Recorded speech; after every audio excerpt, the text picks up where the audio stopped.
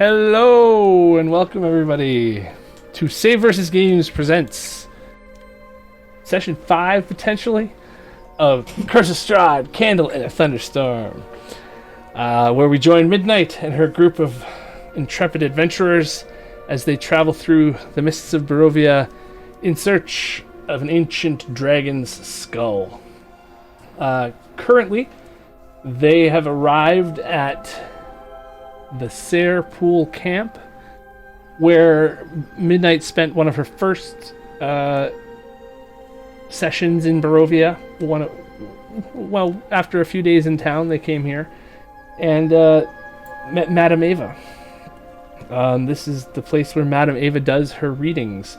Usually a band of merry partygoers is here at all times. Vistani just living the high life, enjoying their wine and music. And today, you look around as you arrive at this campsite, and you see that there are plenty of Vistani here still, but none of them are alive.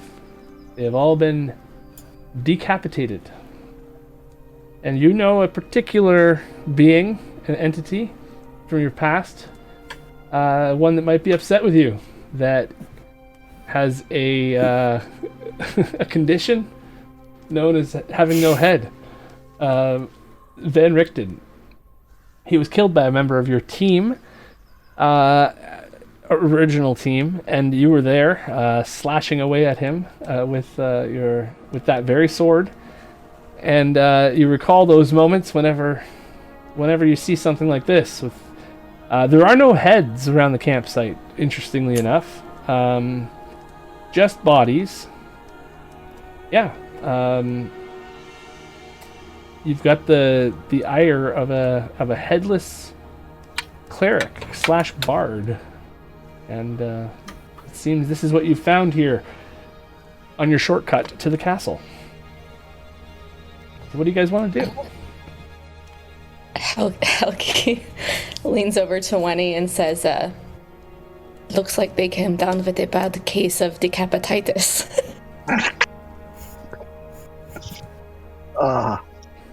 Then Winnie's going to try and straighten up. Sorry, I couldn't help myself. It was right there. It is sad, though. It's tragic. I'm going to look at our two new companions and say, the fact that the heads are missing, does that mean anything to you? Other than the fact that Van Richten had a massive hate boner for Vistani and was decapitated himself? But I mean, would the heads be collected for some purpose? Trophies?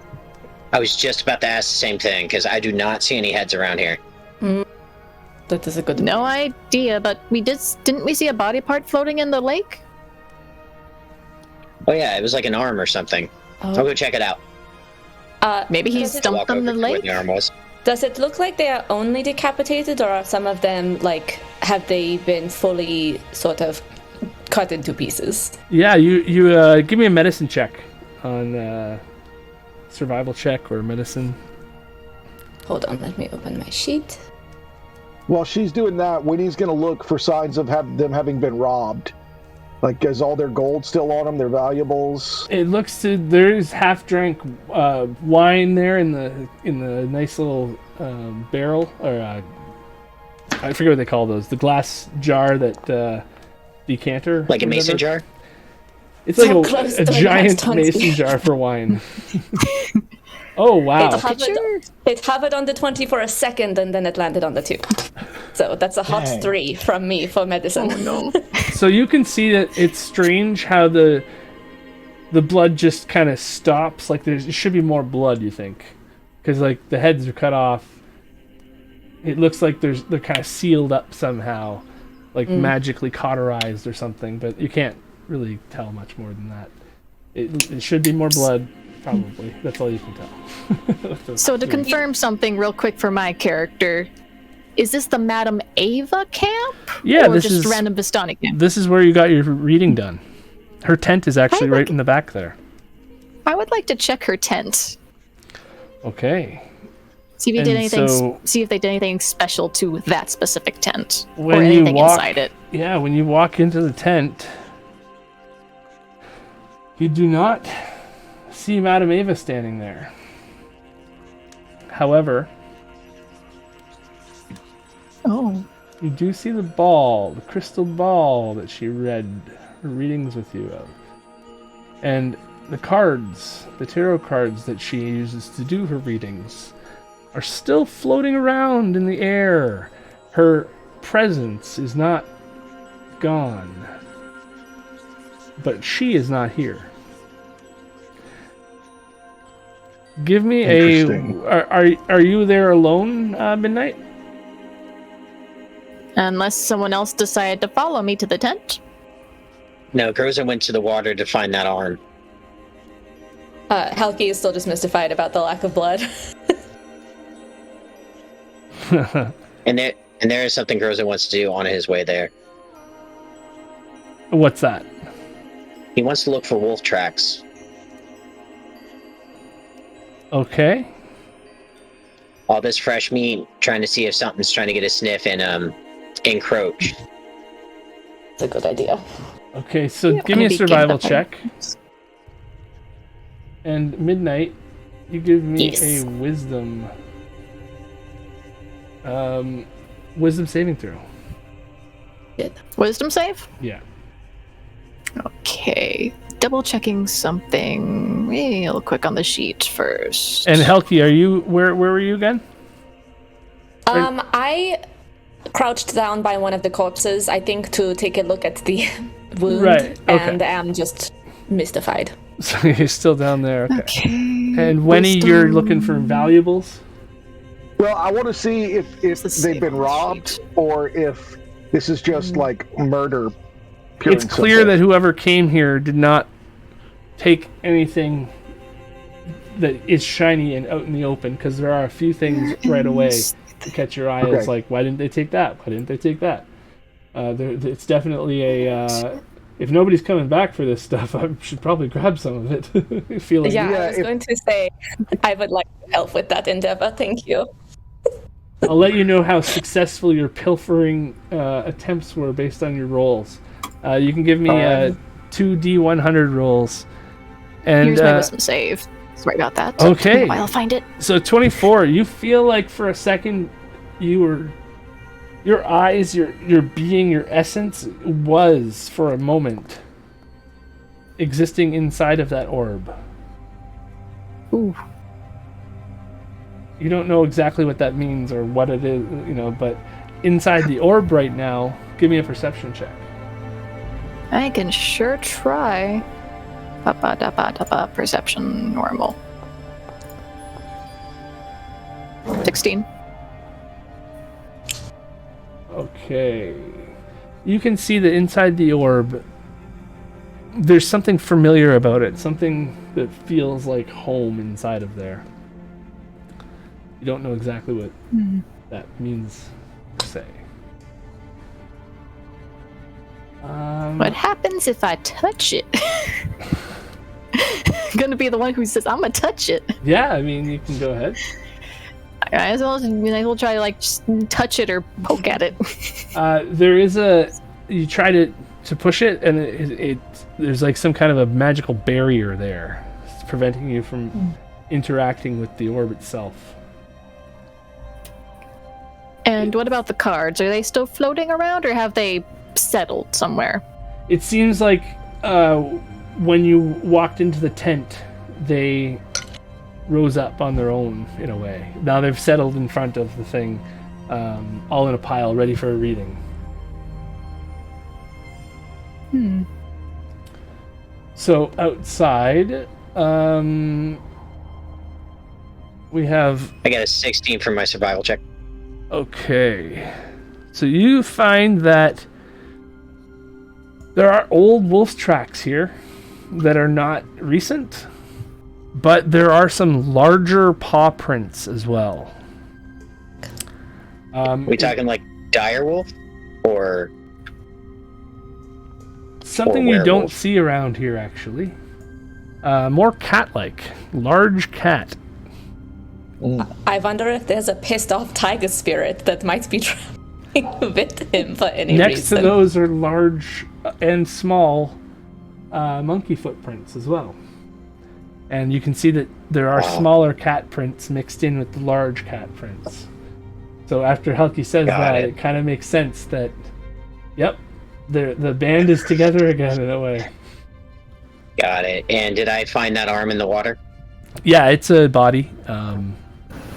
Unceremoniously dumped after its head was removed. Probably... I pick it up out of the water and I'll carry it back to Helki and Winnie. I found your arm. It was attached to this headless body. There are 13 or 14 bodies in the camp total. It seems Van Richten has done what he came to do in this place.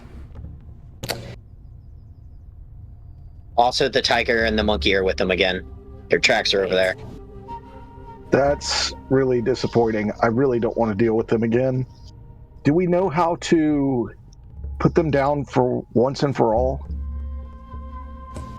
That's tough here in Barovia, but things don't stay dead for long. I don't think it matters as much that we banish the ghosts forever, as much as we break whatever hold Van Richten's spirit has on them.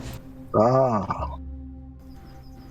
They can be ghosts by themselves, right? And it's not going to hurt anyone necessarily. Not on a token with vision in the scene. Yeah, I'll bring you guys in. Nah, I don't think so. Yes, They Gerald, always the come back. friendly ghost. I've not met this Gerald, but a lot of ghosts here are really mad they died. Wasn't that the cat's name, Gerald? They had a cat? Yeah, The tiger, the one that we ate. Oh, yeah. That had I thought the tiger was Piccolo. That was the monkey. And who's Van Richten? The headless ghost. Right, okay, gotcha. So, DM, I got a 37 and an 86 for plundering. Okay, so you found a chest inside of one of this particular caravan that you guys are kind of standing next to. The door of the caravan is locked, but you can see through the window there is a chest. Also, there are 37 gold pieces worth of trinkets around, and and gold, silvery things and whatever. It's 37 worth of that. But there is a chest inside of that caravan as well. All right. I keep a lookout. Valveni tries to. I already know what he's going to do, so I sort of sidle up to the general area and post myself so it looks like I'm lounging, but really I'm watching for intruders while he breaks in. Okay. And I will tighten the thieves' gloves that don't look like gloves. Yeah. Pull out my favorite thieves' tools, blow on them, and then line up on the lock. All right, give me a lockpick check. Thieves' tools, yeah. If That there's is anybody a who knows how to use 23. thieves' tools, it's Wenny. You hear the tumbler God, roll. what a terrible roll. Oh, that was a 7 to get a 23. It takes you But you have about a plus 3 16. seconds too long in your mind. But really, it was only about 5 seconds, so... I look over my shoulder to see if Helki noticed how slow I was. Do I notice? I mean, it was 5 seconds, so really it wasn't that slow.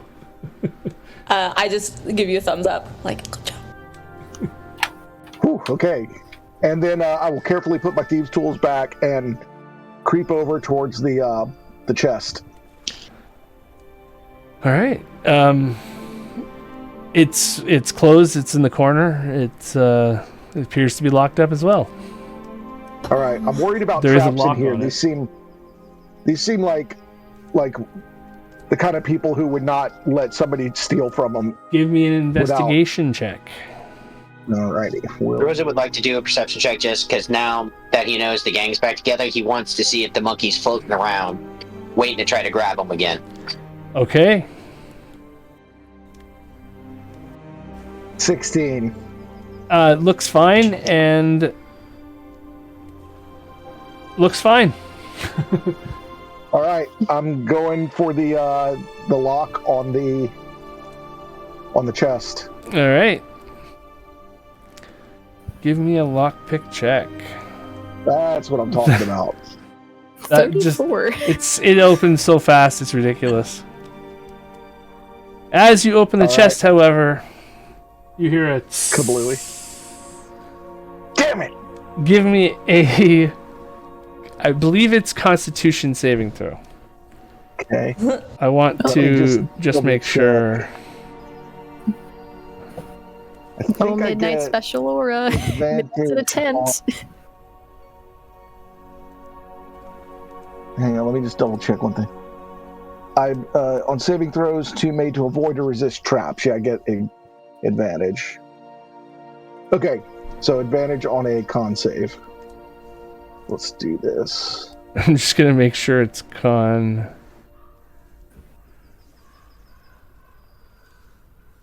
Saving throw. Advantage. Oh no. No, you do not. You don't. That's the funny part. Maybe it's not con. Maybe it's something else. Maybe it's something else. You never know. Dexterity. Oh my god, this is so annoying. When you hit the wrong button on Google and you just, oh, wrong page. Laptops are fun sometimes. Never. Laptops are evil. Okay. You wouldn't know my laptop's a laptop. Yeah, I've turned it into a desktop. I'm covering the ears of my MacBook Pro. Constitution. Constitution. What did you get?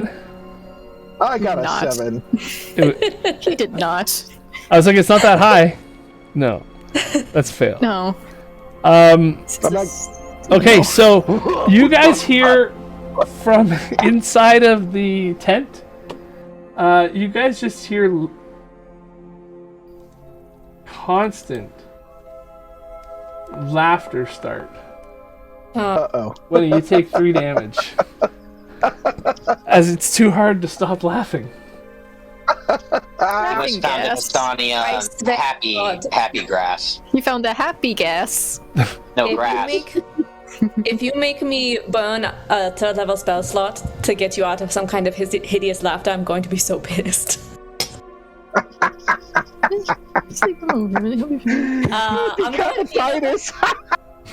So Helgi, you see into the thing, you just see Wenny roll over on the floor, still laughing about the decapititis.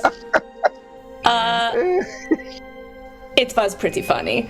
I'm going to give him just another minute to see if it resolves itself, and then I will try and dispel magic if I need to.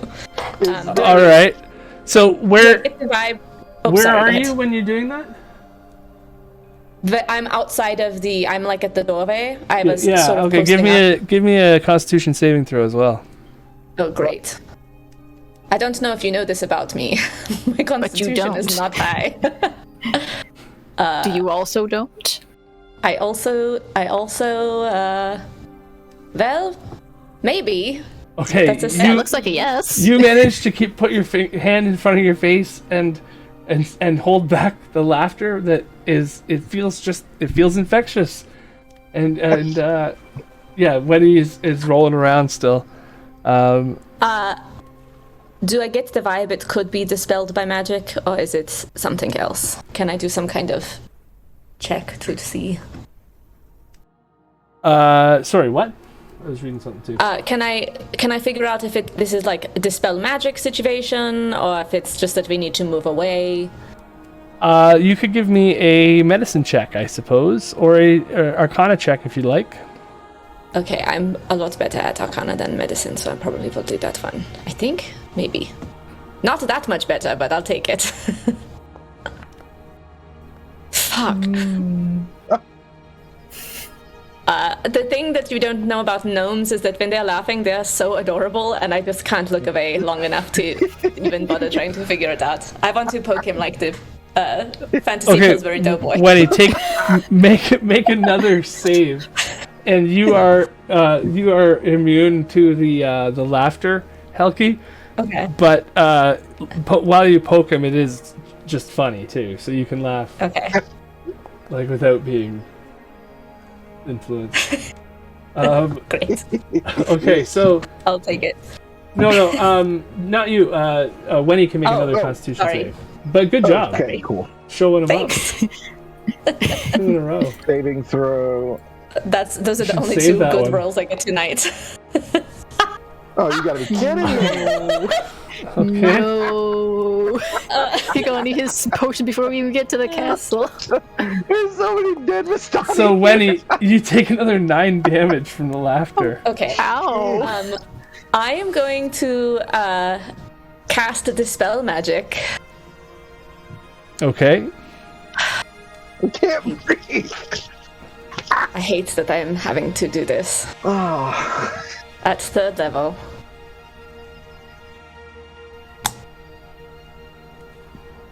And then I want to walk past Venny to look in the chest and see what was in there.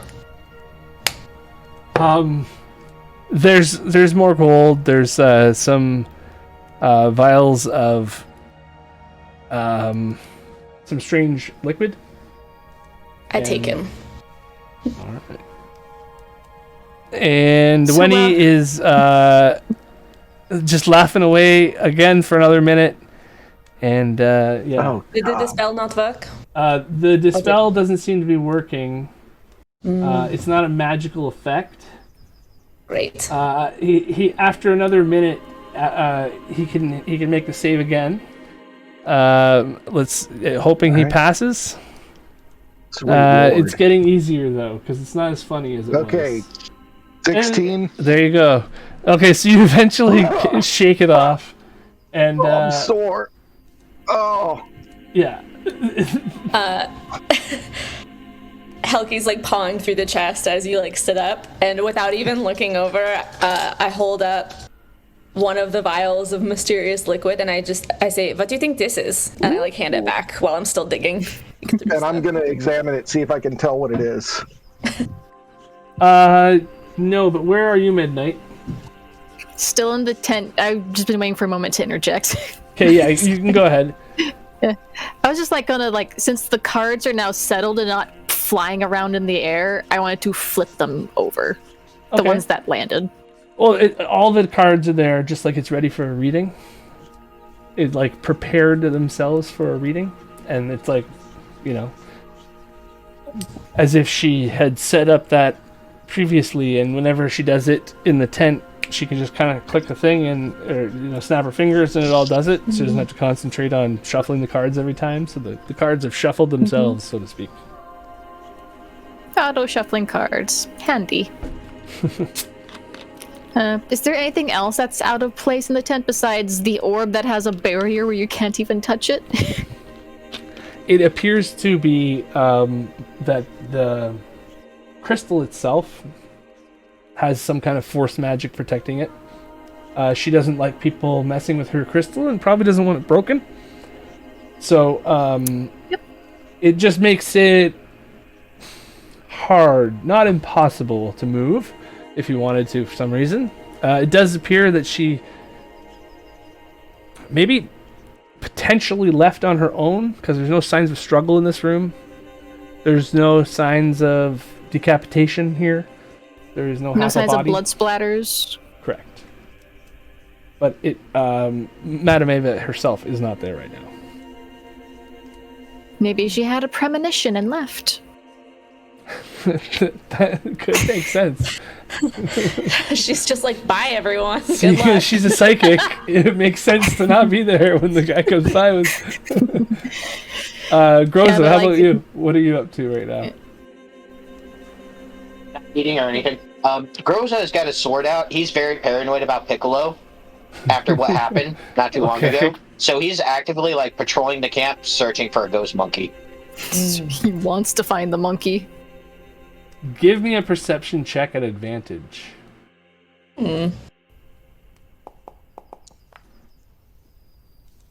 18. There's nothing.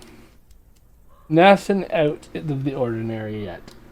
You guys have a lot of trail left to cover. This was not really the plan.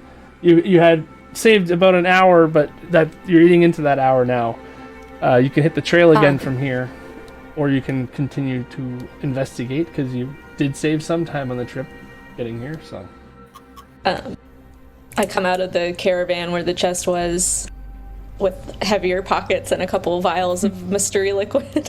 And if I can see Midnight like through the opening in the tent, I call to her and say, "Shall we say a quick prayer and then be on our way? We can come back to properly consecrate everyone after we deal with Strahd and Irina."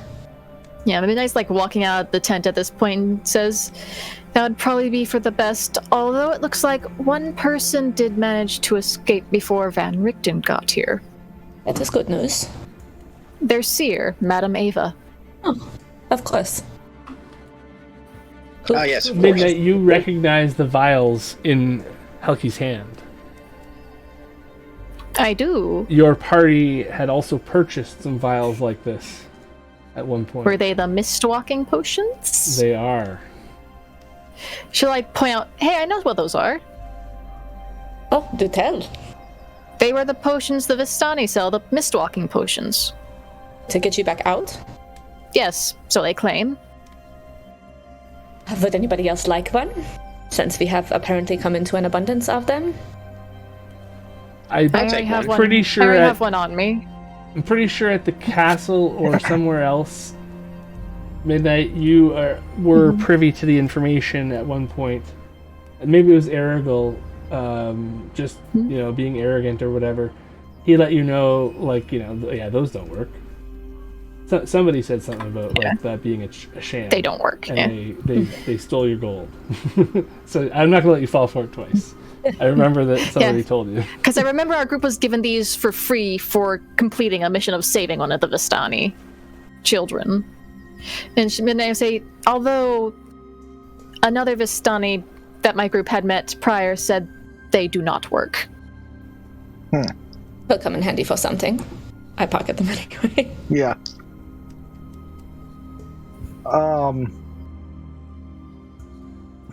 Is Winnie able to see the crystal ball from where he's standing? Yeah, I mean, throughout the time you would have probably seen it. There's the open tent where the readings are done. They don't hide Madame Ava's tent. It's very nice. And should we just leave that, or should we take it with us? I feel like that's something important that we should return to the owner. That is possible. Go touch it, Winnie. Go touch it with your hand. See what happens. However, if you're going to take a long time to be able to move it, period, I think we might be better served coming back for it because we don't have...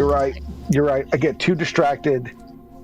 plus your abs are really sore right now. Yeah. Yeah. Okay. That looked like it was funny. I assure you that was not funny. I know, you were laughing like, oh, all these Defistani, and I'm over here like, man, that's kind of messed up. They're dead, and you're laughing about it? Like, wow. Believe me, I could not control myself. I think it was be a a savage. Nobody You eat deserves one an hour tiger. like this. You don't have tigers in Barovia.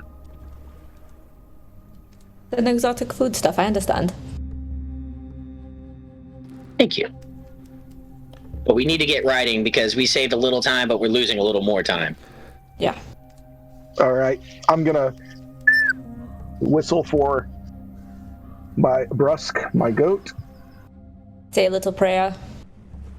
Looking out over the river, you can see the castle actually up in the distance over here on the top of the hill, and it's very, very in the distance still, but you do have quite a ways to go still, but you're getting there. And out towards this side, you can see that there is the bridge up ahead there. Well, the land goes down that way and towards the valley, towards the river valley and the bridge and everything that's ahead. So there's a waterfall up ahead and all that.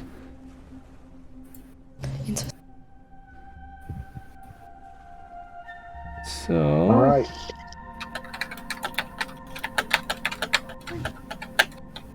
If there's any carrots in camp, I'm going to take them for Barsk. If there's any carrots in camp? Yeah, if I notice any carrots among the wagons. Oh yeah, there's plenty of carrots and food for horses, and there's horses actually by the river, grazing and everything. Barsk loves carrots. The horses ran potentially during the fight, but came back to where they feed, right? That's where all the food is. So they are eating out of bags and with no attendants. So I say we let them party. That's terrible. Where is it? Right there. Rosa just makes a quick mental note about this. So as you guys hike through and carry the wagon through, give me a survival check and perception check and advantage, Groza, as you are leading this party toward the castle. Alright, you said survival and perception at advantage? Yeah. Survival at advantage as well, if you want. Gotcha. I'll make one more survival check then. Hey, at 23. Okay. So you have not lost any time at all. In fact, gained an extra hour as well. Navigating through the multiple channels that the Vistani have to get out of that area. That's the hardest part, to get that wagon through, and you were able to save the time picking the right ones that are the driest. And so, perception check of 18. You think, because the only reason I gave you advantage on that perception check is because earlier you were looking for Piccolo. And there's a chance that you just saw him up here on the top of this hill. Rosa takes out his sword, points it forward, and just yells, "Ghost monkey!" And I kind of like usher Sharpbeak to move faster. That's like 1,000 feet away or more or whatever, right? Like it's a long ways away from where you are now. You guys have to cross. Battle cry the whole way. You guys have to cross the bridge with this wagon, and this valley that looks below here is probably at least 200 or 300 feet down from the bridge into the water, where the river is, as you know. This is the look of your approach, though, as you come up onto this bridge. Seeing Piccolo there, this doesn't give you a good feeling, but if you are screaming, go give her. I just wanted to set the scene for you, you know? So the whole party knows that, I see a ghost monkey and I start charging towards it. Okay. We follow him? That startles Winnie, but as Barsk approaches the bridge, he starts snorting and champing at the bit and, like, stomping his hoof. Okay. I'm afraid if we all go on the bridge, they're going to knock the bridge down from underneath us. So I'm just going to need to know who is running towards the bridge and who is staying with the cart. There are horses in a cart there, so I mean, like, you're gonna come, but if you're like, I don't know what's the movement speed of the cart with the horses that you have. I'm with the cart. Yeah, I will stay with the cart because I know that we need it, so I want to keep it. I will try to help keep it protected. Okay.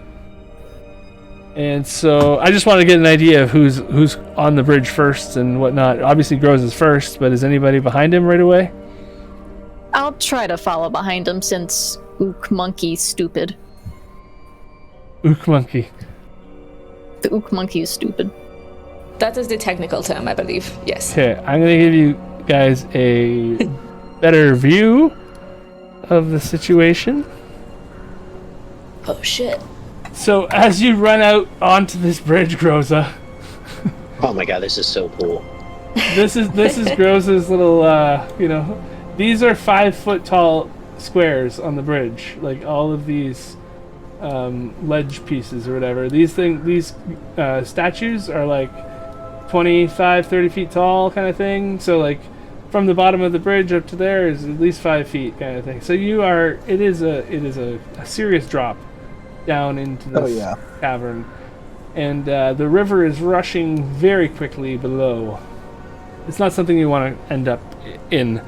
But as you rush out, Groza, almost like an anime, there's Piccolo flying down from one side of the bridge to land on the opposite end, and Groza's near one statue, Piccolo's near the other, and we will roll initiative, and the rest of us will come in, depending on how long, 1 to 2 rounds later.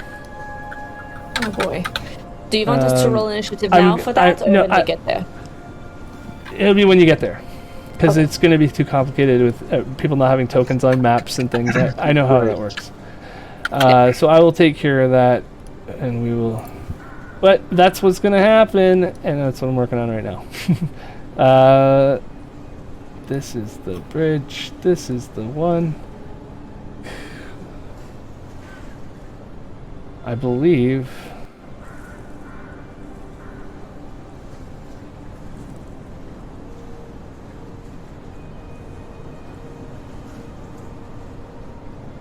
I'm gonna need a Groza too.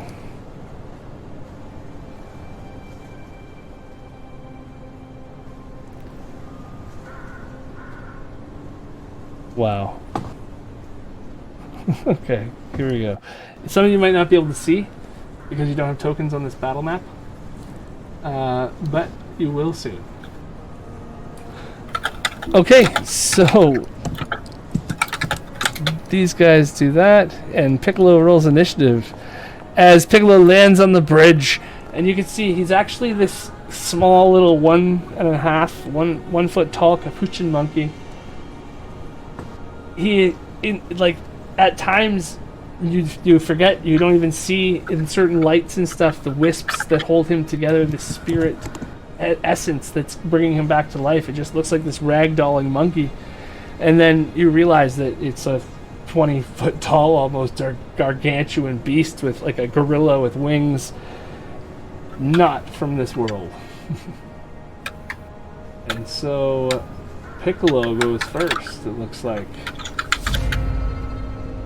And Piccolo, the crazy rage monkey, he screams, and he is moving. He still looks a little bit hurt from before.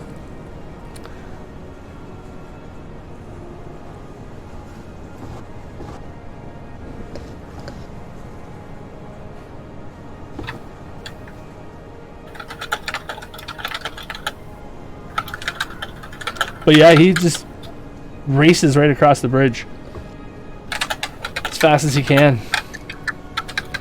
And then, just to make sure that he can't do that... Oh yeah, that's right. Yeah, so that was his bonus action. Because one of his jobs for Van Richten, as a capuchin monkey, was to steal things. And he used his cunning action to dash. And then he is going to shoot you with his breath weapon as he tries to weaken you with a roar.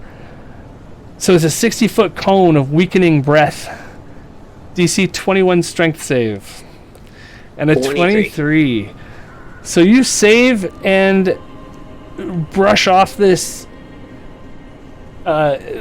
vibrational energy that feels like it was trying to like make your muscles tired and exhausted and acidic, and you shake it off.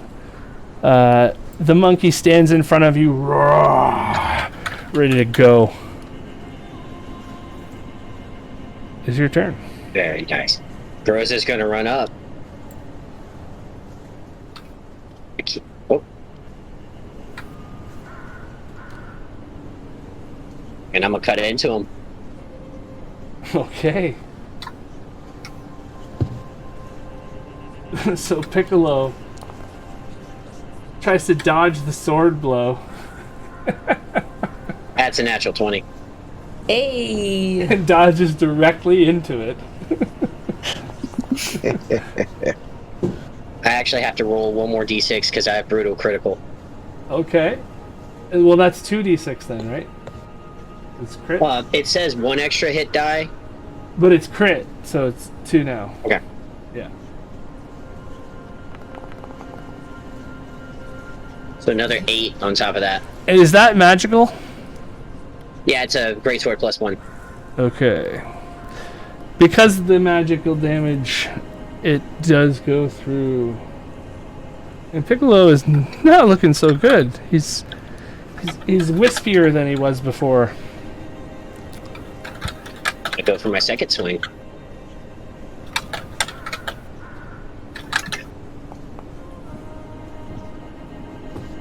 And I miss. And that's a miss. Okay. So, you notice one other thing that you did not see before, Groza. Is that from on the bridge, just behind where Piccolo showed up kind of thing, on the side of the bridge, actually, a creature crawls itself around the edge of the bridge from the bottom almost up onto the top surface, and it is on top of that creature.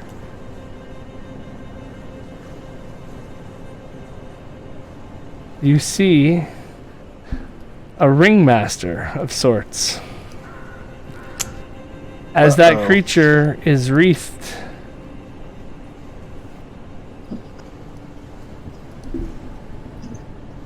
in guardians made of spirit. Fuck. Ooh, seems like things are about to get interesting.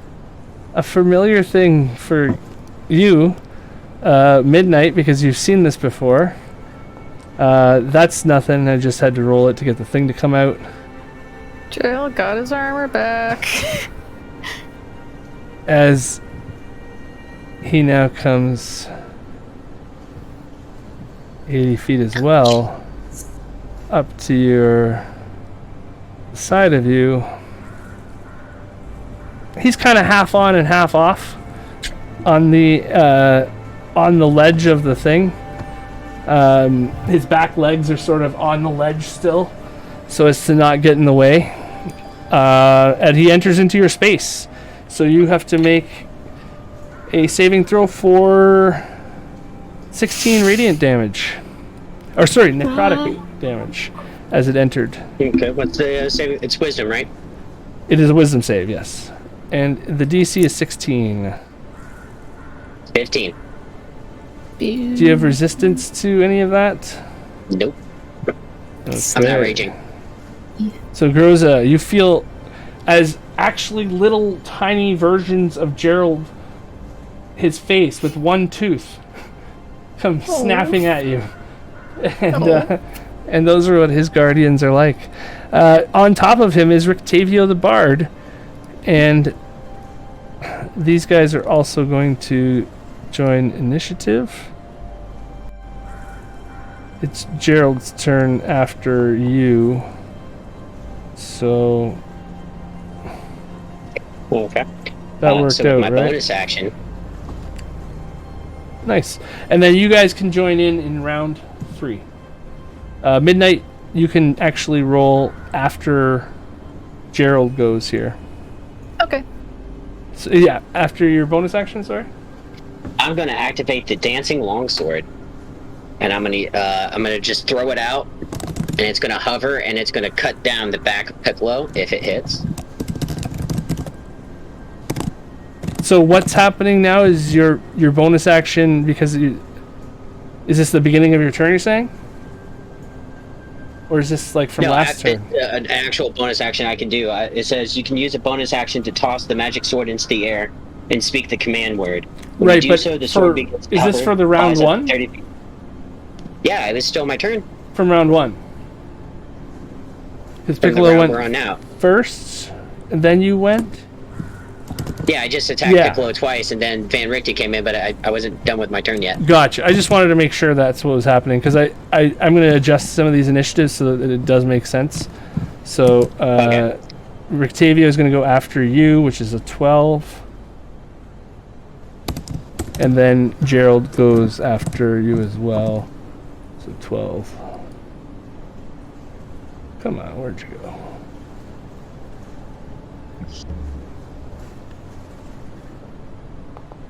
There we go. So the dancing longsword comes out as part of your turn before Gerald shows up, but you know, Gerald's showing up when it happens. Usually my bonus action is rage, but I'm trying to hold off on those for when we need them. So I'm going to use the dancing longsword, and Piccolo Gotcha. takes 13 slashing. Okay, so I'm going to apply the 13 damage. And then it's my turn. Piccolo looks badly injured, actually, and very angry. And then that's the end of your turn as Gerald walks up to you, causing the damage when he walks up, but he cannot get close enough to you to actually attack right now because you are 1 square away from him being able to do that. So instead, you see Rictavio the Bard on top of Gerald, and he pulls out his cane sword from the holster and dismounts Gerald with a flourish of somebody who has a head, actually, and can see what they're doing. And then walks up casually behind you. Whoa. How did I do that? Walks up casually behind you and swings the sword cane twice. Alrighty.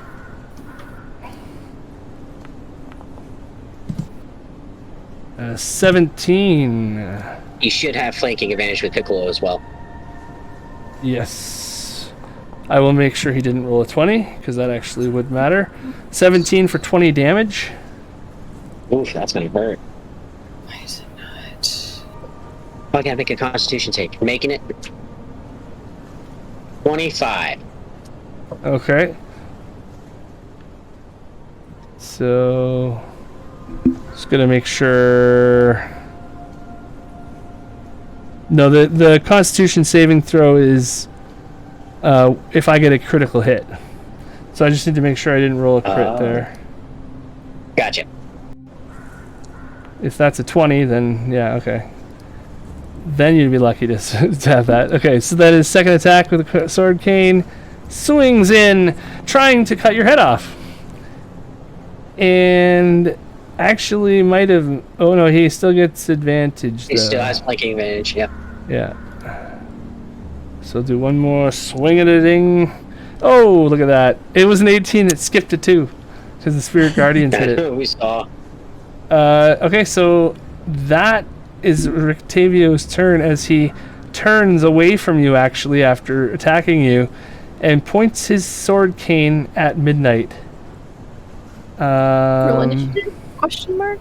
Yeah, and Midnight, he sees you, like, you know, within charging distance, so to speak, and he turns towards you. And when we go to the top of the initiative, Midnight, you'll be in this one, so you can roll initiative now. Just trying to find where. Yeah. Because when I say now, right next to your hit point box. When I say now, I mean in a second here, because you're not on the map yet. You need to be on the map in order to roll initiative. So where is thingy? You should be able to do it now. Button. Yeah, there we go. I shouldn't say anything to you until I'm 100% ready, because if I say it's like coming, then it's no. Greg, okay. you also resynced all the sheets, right?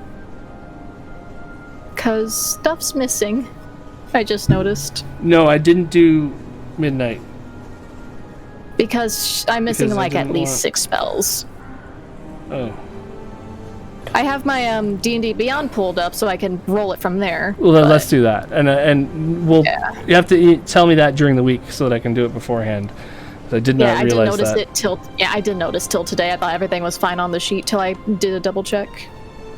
Okay, so you guys aren't actually over the most canyonous part of this canyon yet, but it's getting there. Piccolo's turn. He is going to try to jump up in the air and squish you, Groza, using his entire body weight, which is considerably more than a capuchin monkey. 22. Groza doesn't know what a capuchin monkey is. He's from Barovia. That's true. Most people who come from here. So 27 bludgeoning damage as he falls That directly hurts. on top of you and pins you prone to the ground. You are prone. Or is it grappled? It's grappled. Grappled and prone. And grappled and prone? I believe so. I'm going to check to make sure. But he basically fell on you. It's a giant move, actually. Squash. You're medium or smaller still, right? You're medium. Yeah, I'm medium. Yeah, so 26 average bludgeoning damage, and you are grappled. So you're not... Oh yeah, and until the grapple ends, you are prone. Gotcha. Unless he stands up, but he's just going to try to bite your face off. So what essentially he did is he landed on my chest and he's standing on it. Yeah, and he's going to try to bite Gotcha, your okay. face off. Now I got it in the brain factory here. Oh, the bite. So Well, I'm prone, he has advantage. well, I guess he can try, yeah. But it's 8 more damage there from the thing. Did you get the 27 taken off? I don't think I did. No, I should have, because I'm at Yeah. way below what I started with. Yeah, exactly. I was like, oh, yeah, you probably did. Okay, so that's Piccolo's turn. Groza, you're up. Prone, so I guess I got to try to get him off me. I believe it's the start of your turn, so you have to make a wisdom save as well. Oh yeah, that's right, I'm still in the field. As you feel the little tiny tiger mouths biting at your neck and your... That's a 2. So 3d8.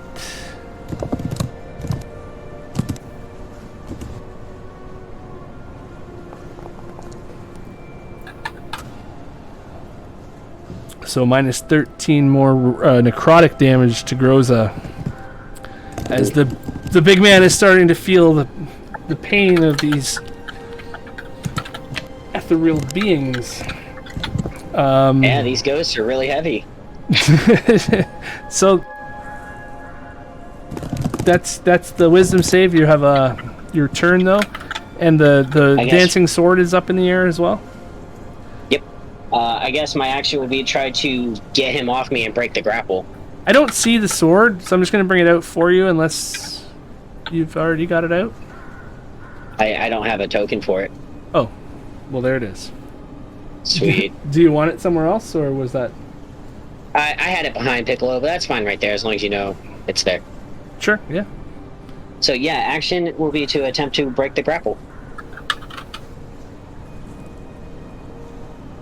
Attack action to break the grapple. So that's going to be a strength contest then. Strength or athletics?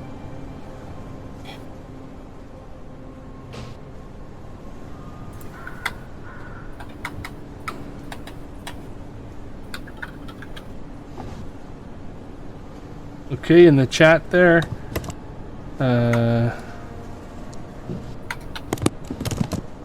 Piccolo with a 17. Groza with a 19. Groza with a 19. So you squeak. How do you want to escape the grasp of this monkey? If I grab him, can I actually like hold on to him? Yeah, it's almost like holding something that's wet or rubbery or something, and so it slips out, but you can still get. At times, you can get grasps of it. So I want to grab him by his foot and kind of like wrench underneath of it and like push on a pressure point and just like push him off by like a pain being sent through his foot up his leg. Okay. you see the small monkey actually react as well inside of the thing and get pushed back and unstable for a second. And you are back on your small feet. one. First, I gotta deal with the big one.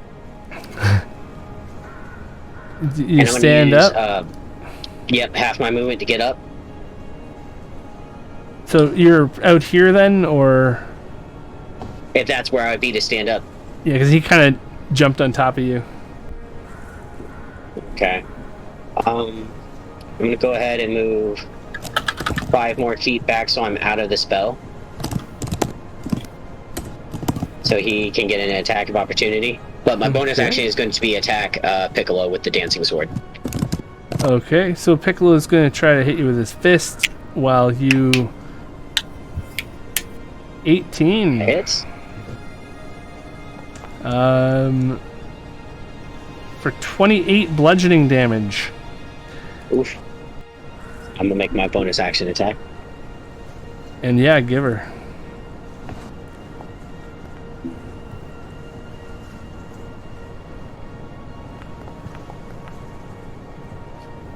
More slashing.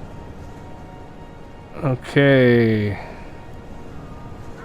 Piccolo is still standing. He's still, like he's injured, but he's not gone yet.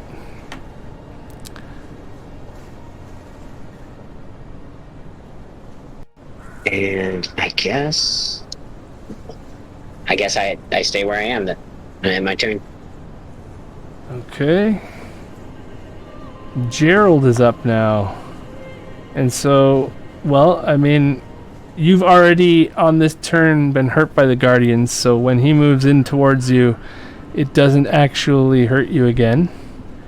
But you are encompassed in this spiritual shroud now again. And Gerald is going to try to actually pounce on you with his claw attack when he does. Okay. What happened? Oh. Pounce, claw, roll. So he did not hit, so that's not a problem. And then he's going to try to bite at you as well for his other attack. I was about to say, if he is going to bite me, this has to be the thing that drops me. Fair is fair. I ate him, he eats me. He just critted on his bite. I saw. That's insane. You eat him, he eats you. 24 he knocks me damage. unconscious. Groza eats cat, cat eats Groza. And Midnight, you're getting here just in time to see as Gerald drops Groza behind you. Rictavio turns and steps on Groza's body as he walks towards you through his companions, and he is going to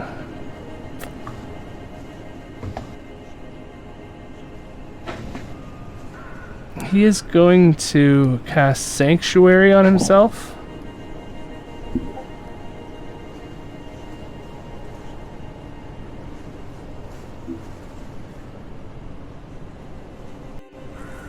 Being a cleric and all. Mm-hmm. So in order to attack him, you have to make a wisdom saving throw. Or and then cast a spell that says screw your spell. Right. And then he walks up to the edge of this thing and pulls... Actually, no, he'll just walk up to the right here. And pulls out his sword cane. Or he's already got it out, but he points it right towards you, waiting for you, daring you. Yeah, dramatically puts it back in and takes it out again, just so he can dare you to come for your friend. The dancing sword actually falls to the ground. Yep, yes it does. Stops moving, but it's still got a little bit of magic to it, so it's jinkering around. And Midnight, you're up. Let's see. Staring at Rictavio. Just checking the radius of stuff. Just checking the radius. Let's see. You ran right into that, man. Hey, I already knew if I saw Piccolo, I need revenge. I am a man fueled by anger. I saw him, and there was no other way. That's pretty funny. It's like you took like a whole team's turns and... This button... Imagine if I was raging. Should've raged. Should've raged. I only have so many of those a day. Right. The rage economy. If we were level 11, that wouldn't be an issue. I just have persistent rage. So you look into this crowd here, Midnight, and you see Rictavio standing there. Spell Beside magic. him is Gerald. Like 10 feet behind him there is Piccolo. And they're all looking at either you or the body of Groza slumped on this bridge. Yeah, I'm gonna cast a spell magic on Octavio. I don't like that. On Rictavio? Yeah, he cast Sanctuary, you said, right? Oh yeah, okay, yeah. As long as it's not higher than 3rd level, it poof. Yep, no, it disappeared. He does not have Sanctuary anymore. You should know I know that trick. Let me double check for any bonus actions, because that's an action, which is kinda sucky. Double checking real quickie. Cause like, he's got this stupid thing. For now, I think that's all I can do without having to use another action. Can I only have one? Well, I mean, that was, you walked up to the thing and cast a spell. I said dispel magic. I walked in and said dispel magic and dare him to do it again. Well, he dares you to come at him and cast this protective holy magic on himself, which is now sort of tainted and necrotic looking. Stinky looking. Yeah, and it still has the same effect for him, though. Whereas you go, no, you come see me. It's like, no, you have to come to me if you come want to out here. Me. You come to me. You have to smack me. Okay, so everybody else can then come in for next round as well. I'm going to put... I'm just going to move the whole pile of people slightly over on the bridge, if everybody's okay with that. Yeah, that's fine. That's that right, way there's they can drag me. Oh, I can see the tiger's aura. Now it shows up. Oh, okay, good.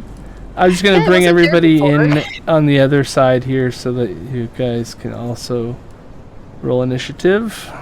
Oh boy. And then, so also, Sharpbeak is here.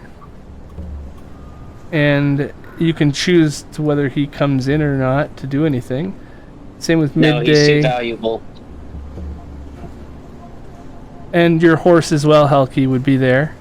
My horse. They would be like, you don't have to necessarily ride them onto the bridge, so you just let me know who's coming onto the bridge. Sharpbeak stays with the cart. Yeah, I will leave my horse not on the bridge. Okay, and Midday? Midday will be at the farthest back end of the bridge in case I need Midday to just go kneel. And Winnie's goat? Winnie's goat. Let's see. Is Winnie riding it, or is... Yeah, he's riding it currently. The goat is actually kind of swaggering across this bridge. It's something to do with the bridge. And when, let's see. I'm trying to figure out who's who on here. Who is unconscious? Groza. Okay. And this creature here is Gerald. Wait, which There's one? this person here is Rictavio. Helki has rolled initiative. I shall Winnie point. needs to roll initiative still. Yes. This one is Rictavio. This one is Gerald. This one in the back is Piccolo. This is Groza knocked out. And yeah, that's Rictavio there he right is. there. Never mind. Thank you. I found him. He was just hiding from me. Yeah, you have to target him because he blends with the bridge. Yeah. He is the bridge. I've Piccolo's become going to bridge. turn around too. Okay, I think I got everything sorted. Midnight 6.5, Rictatus 12, Rosa, I'll let them out really quick. Wenny, I'll be right back. Helki. Okay, so Helki, you're gonna go next round. So you and, well, I guess if you could play now, then yeah, go ahead. It'd be your turn now. Okay, great. You rolled a good enough initiative. Well, let me just. I wish that I could get him over to me, but I don't want to go in there. So how far? I need my little ruler. Boo, boo, boo, boo. I just want to measure. 40. Oh shit, that's not what I was trying to do.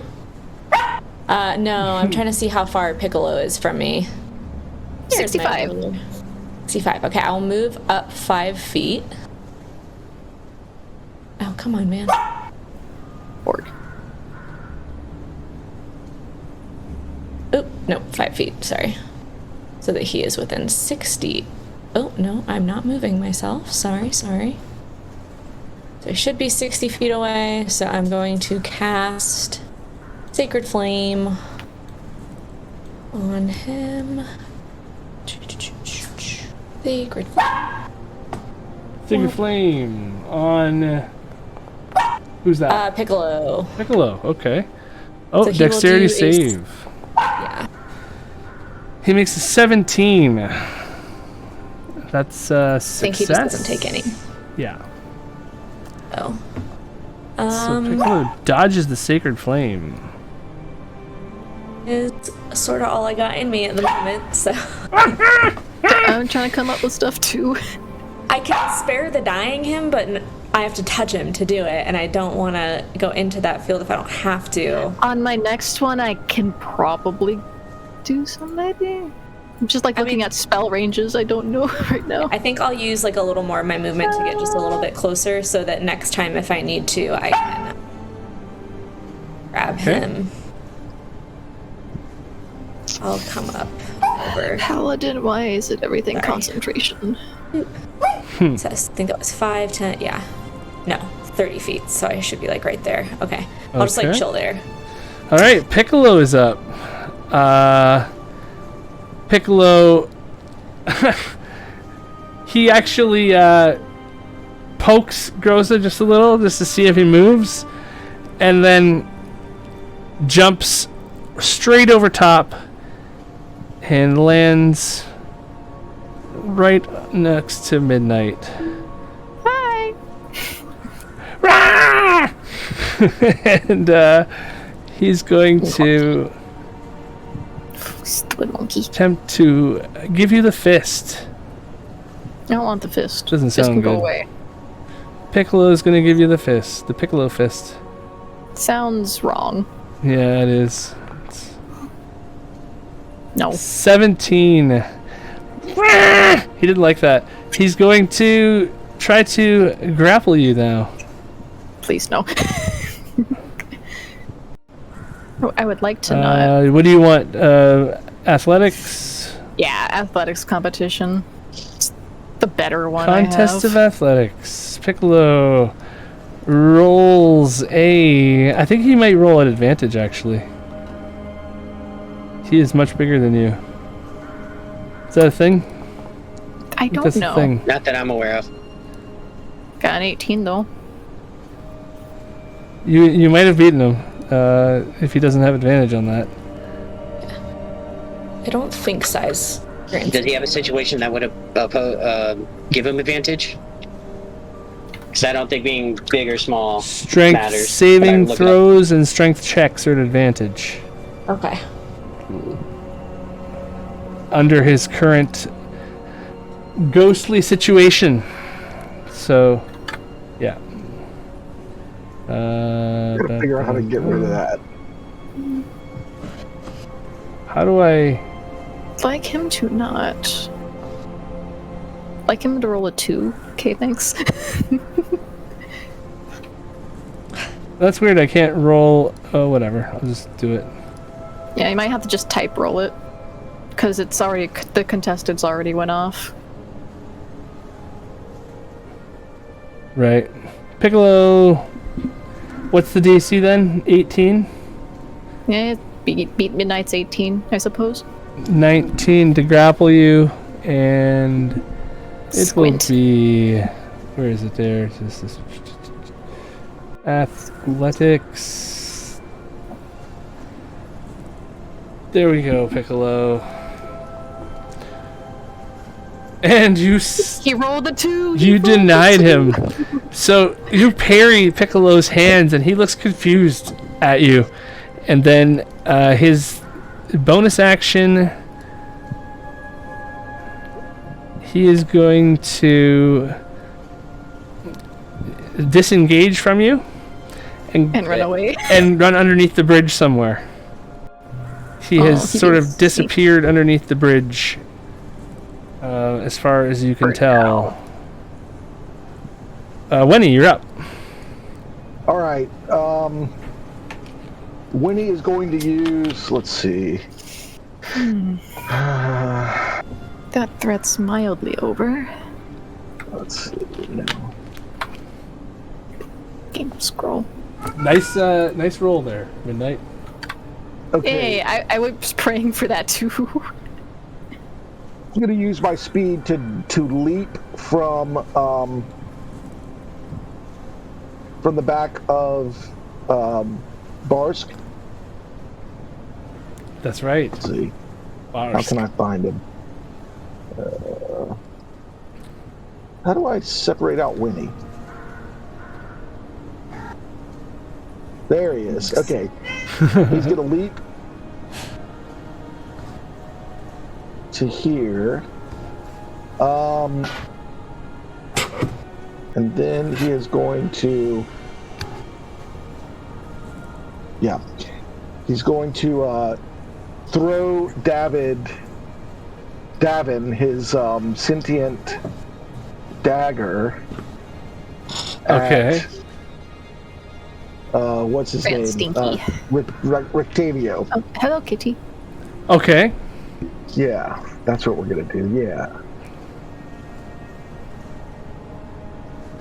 So I need to. So you're taking David out of, what is it, the boot, or? David is in my belt. The Okay. the Empire curse one. knife is in the boot. Yeah. Gotcha. So he is going to attack. Oh, no, don't make me go into, oh god, no, not that thing. Gross. Sweet. Oh! You just hear as the knife flies through the air. This is going to suck.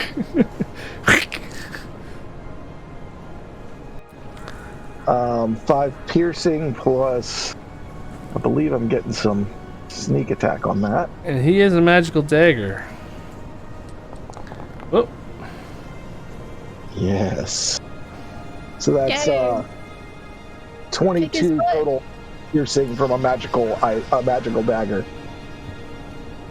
And then, why stop there? I'm going to put the 4 back and take the 22 off.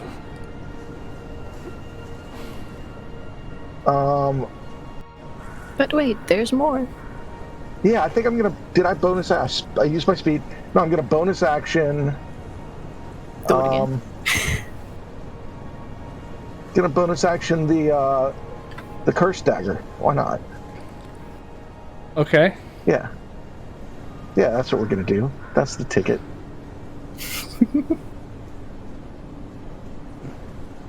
Sorry, I'm futzing around with this stupid. I gotta get used to this again. Okay. That's an attack. Normal. That's gonna be a 22 to hit. That's a hit. And then it's going to be just a D4. That is 4 piercing damage. Okay. And that dagger is also magical, so 4 more damage. As he gets 2 daggers, one in the side and one in the leg, and staggers slightly. It almost looks like he would have looked down, but it's hard to tell Right. if that's what he's looking at.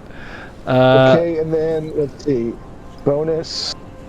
Yeah, so that's I think I used my Movement, action, and bonus. 5, 10, 15. Yeah, that's it. That's all I got. Okay. No, you know what? I'm going to back up 10 feet because why not? Because tiger's within prowling range. Back towards the goat on the bridge. Yep. This is gonna hurt. But I'm Okay. gonna turn to look over the side for that sucker. So Groza, starting your turn Save. in the Guardians is a failed save, right? I can still make wisdom. I fail strength and dex. But Oh, either okay. way, I take damage. So, Right, It'd so be yeah, two make a failed wisdom death saves. save. It would, yeah, exactly. yeah, so there's really no point. So I take 2 failed death saves, and I get to roll a death save. Right, so the Guardians are still napping away at him, even though he's not moving. And you guys see I'm his dead. body. We got Revivify, right? I am out of 3rd level spell slots. I'm not. Okay. So as long as we can cast it above that, I can still do it, but I can trying to cast dispel magic it on Winnie. I can cast it myself.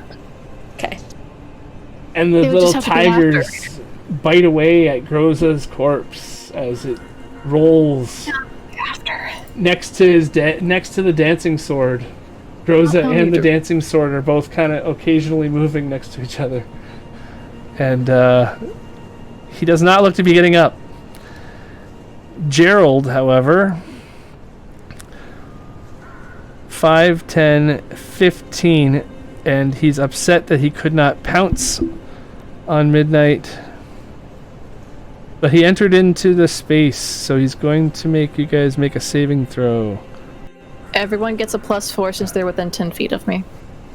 And what is this save? It is going Wisdom. to be a wisdom save if you are within the circle now. Is this magic? It is a spell. Okay. What's the save? Sorry. Wisdom. DC something.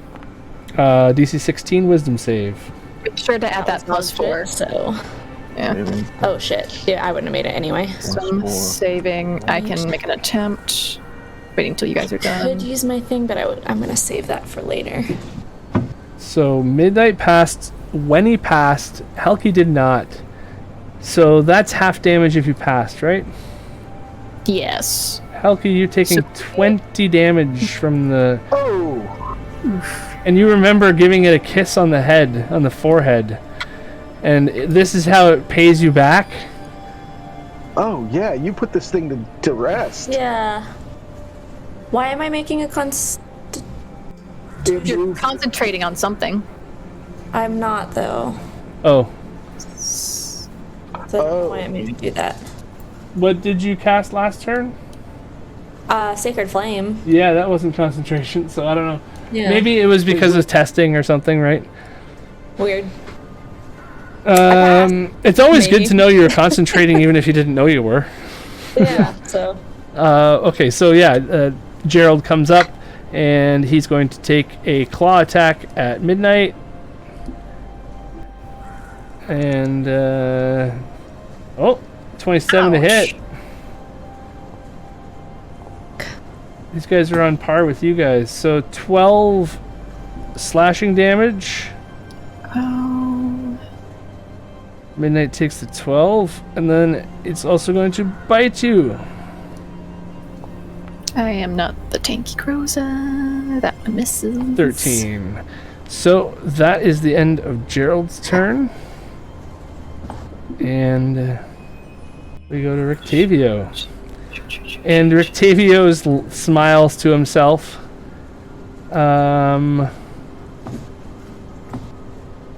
He will move over to here right beside Helki. What's up? And he's going to make a swipe at Midnight with his cane, trying to take her head off from behind. Oh, whoop. Oh, I missed it. Clicked the wrong person. click this thing, roll. And that's an advantage, though. And he misses. And then he's going There's to try nothing that makes me madder than having advantage and rolling one number higher and still failing. That is the Yeah. pisser. I know. Brutal. Then he's going to try for Helki. And a 10. And he misses. Okay. So that's his turn. Midnight. I'm sorry. You're up. Seeing Groza motionless, the snapping faces of these Gerald tigers, you are now making a wisdom save. Fun. Wisdom save. Open. For 15 damage if you fail the DC 16.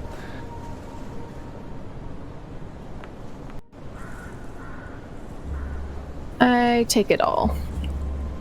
Because I rolled crappy. Ouch. And I can either heal bot, or I can either attack, and... I don't know why you guys haven't taken any of these 94 potions you found. Everybody's just like, nah, Well, they're about to have more. we'd rather not have any I take any can't potions. heal, but I can attack, so... Or I can heal, but I need 10 minutes. So I can't do it now. Question for you, Greg. Yeah. What type of action is it to drink a potion?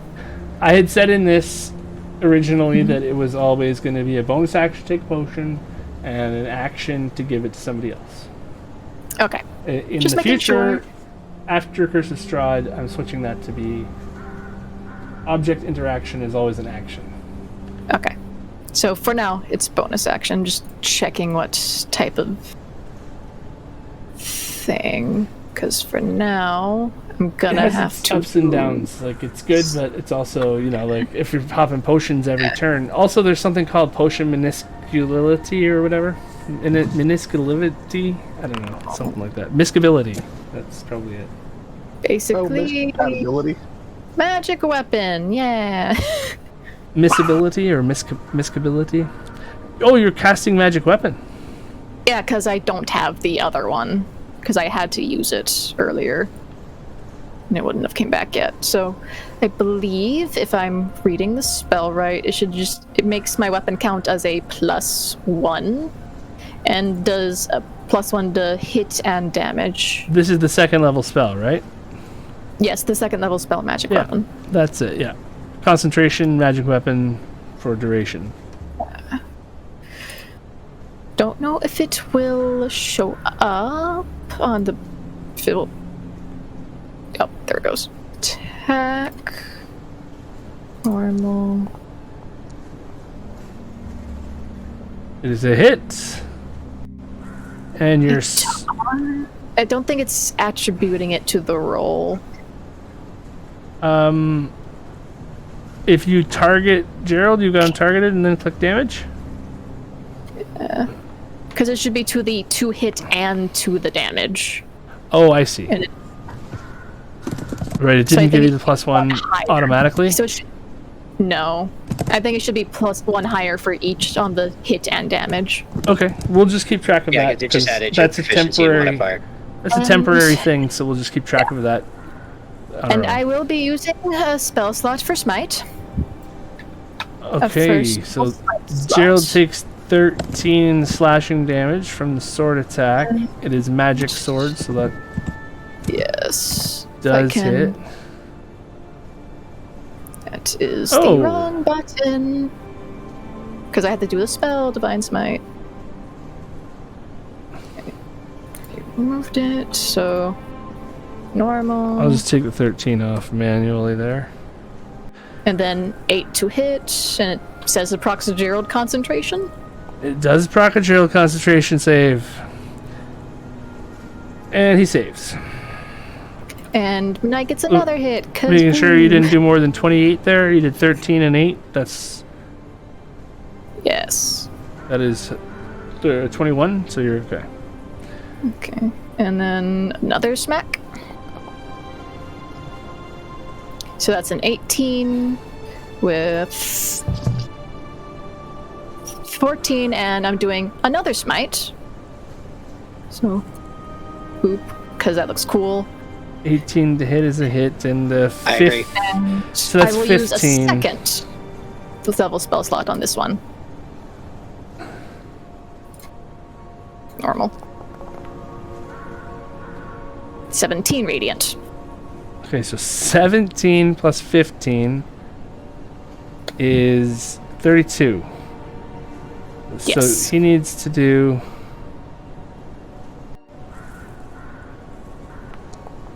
quite a high save. And he doesn't. So Ooh. Screw you, Gerald. I hate your spear. the spirits that he has imbued himself with, just like in life, in death, the runes have gone through to his skin. You can actually see where his neck was severed.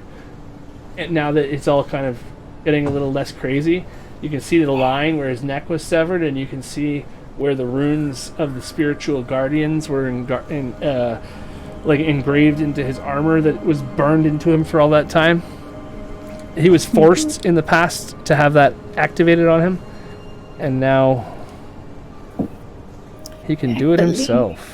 But he's failed. So that's an 11, or sorry, 32 plus 8.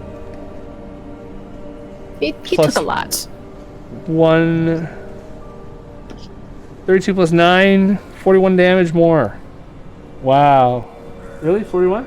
32%? Yeah. Okay. I think so. Paladin is angry. Paladin is angry. Nicely done.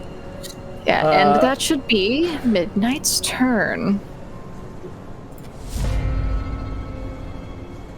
All right, Helki. Trying to decide what would be smartest here. Midnight's looking kind of oofed. You notice as you look over towards Groza that his body is now covered in smoke. Black smoke. That doesn't seem very good. You can't actually see him at this Sorry. point. You can't actually see him at this point. There is a slight glow, though. Like, you can see him, but you can't, like, totally see him. You can't be like, oh, that's definitely Groza. But, like, you can see his arm. His right arm appears to be glowing a little bit as he's being His covered. left arm. Left arm, sorry, appears to be glowing a little bit Left as arm. he's covered in smoke. Is this kind of reminiscent to any of the other previous times Midnight's previous companions have fell during battle? Midnight, you would recognize this as something to do with the call from beyond that some of your teammates have gone through. There's another possibility of he'll be back with a weird thing. The cat is antagonizing the dogs, so I'm gonna try to keep them quiet. So Groza's saw like that spray dead, bottle. though, right? Like This is what? Groza's like not like rolling death saves. He's like dead. He's dead, yeah, he's stopped moving. Yep. He's dead and there's smoke all over his corpse. Seems And like some- a bad sign. Some light trying to occasionally escape where the smoke can't contain it.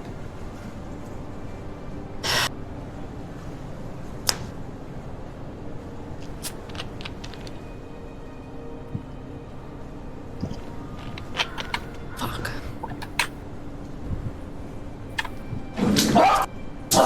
Can I?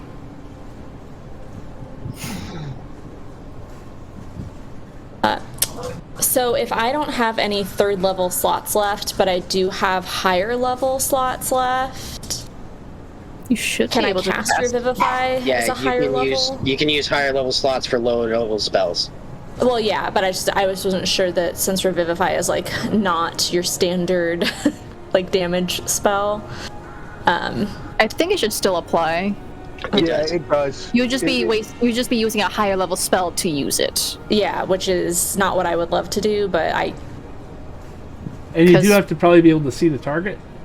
have to be able to touch him. I'm gonna have to go over there. So You would have to Children? get past Tiger and Rickton. yeah. I'm just trying to If think. I could offer a suggestion, I'm not going to be much help if you only bring me up to 1 HP. I know, that's why I'm like, ooh. So I think what I'm going to do... I have to keep myself up. Would this be more useful? Because I'm looking Or bad. would that be more useful? Hold on.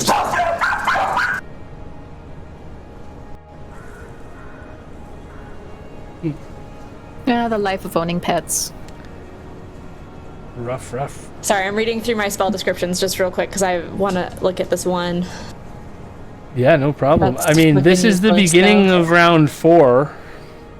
I'm If just you wishing want, we could do a break now, or it's up to you Taking guys. If you want, because like this is about halfway through the Yeah, stream. I wouldn't mind the break, if I'm being honest. Yeah, that's fine. We could. You I'll just let sit us over know here what- like this the whole time. Yeah, you can figure it out in the meantime. Okay. And then when we come back, you'll- decide between damage and debuff. And I'm having a hard time. Yeah, you'll 'cause have the- a plan in 15 minutes though. So Yeah, the person that always plays tanks is like, I just want to hit him, and the other person's like, you're Right. a caster, you should debuff. Yeah. Anyway, okay. That I sounds can't good. wait to see how this goes because like our tanks are now they've took some tanking. So Oh, yeah, they are tanked. yeah, Yes. our Yeah, tanks one are tank- tanked. My last tank. One tank's basically dead. The other tank looks beat the hell up. Forgot to put the rage treads on. All right, we'll see you guys in 15. All right, we'll be back.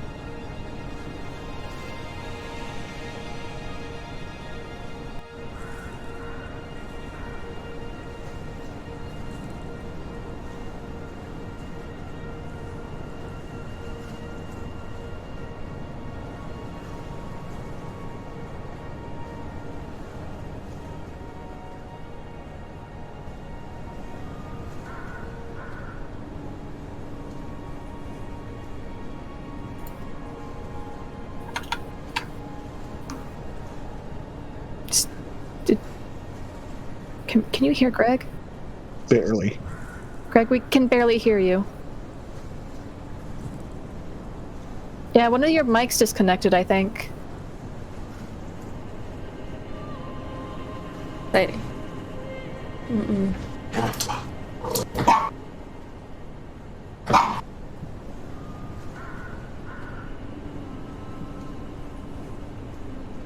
No. He got up and the mic said no. He didn't even touch it when he left. Did the wire break? Check. Ow! That's Yes. better. Yeah. That did it. Yes. I My pulled on the earphones. USB. I have my headset turned up very high. How did you? Came right in. Could you possibly hear me a little bit? Even that's crazy. Very, Just the very tiniest bit. That the is tiniest really bit. It weird. sounded like, it sounded like you're standing by your window in the back. Yeah, not even enough to make out words, just the fact that you were speaking. That is so So. weird. It wasn't like properly connected like USB wise, so that's cool. Okay, so yeah, you guys are on the bridge here in a tense moment. Groza is actually been Kinda dead. dead for a minute now, and he's been turning to smoke, and you guys are seeing a light from where his left arm is shining through the smoke occasionally. And as you're taking your turn deciding what to do or whatever, you see that all you can see now is the light. There's the smoke wherever you see through it, there's no body there. It's almost like he's disappearing. Interesting. And Helki, you are up. So, Piccolo is no longer with us? Piccolo seems to be gone. He disappeared under the bridge somewhere over this area. Yeah, we saw him Okay. go under the bridge, and that was it. And the dancing sword is with Is on the floor. Rictavio. It's on the Right. ground back here behind Yeah, Gerald. but it's an enemy, right? No, it was Groza's, and it's kind of sitting on the Okay. ground, just kind of moving around, but not being told what to do. I see. Okay, so I just want to make sure what my range is on this. I think they're both within it, but I'm just gonna check real quick. Oh yeah. Yeah, I'm gonna go ahead and cast Bane on these guys. It keeps telling me I have concentration on Spirit Guardians, but I don't. So Yeah, just for the end record. it. It's fine. It's fine. Yeah. Yeah, so now every roll that either of them make, I believe it's attacks and ability saves. But let me double check They have to make that a real charisma quick. saving throw, right?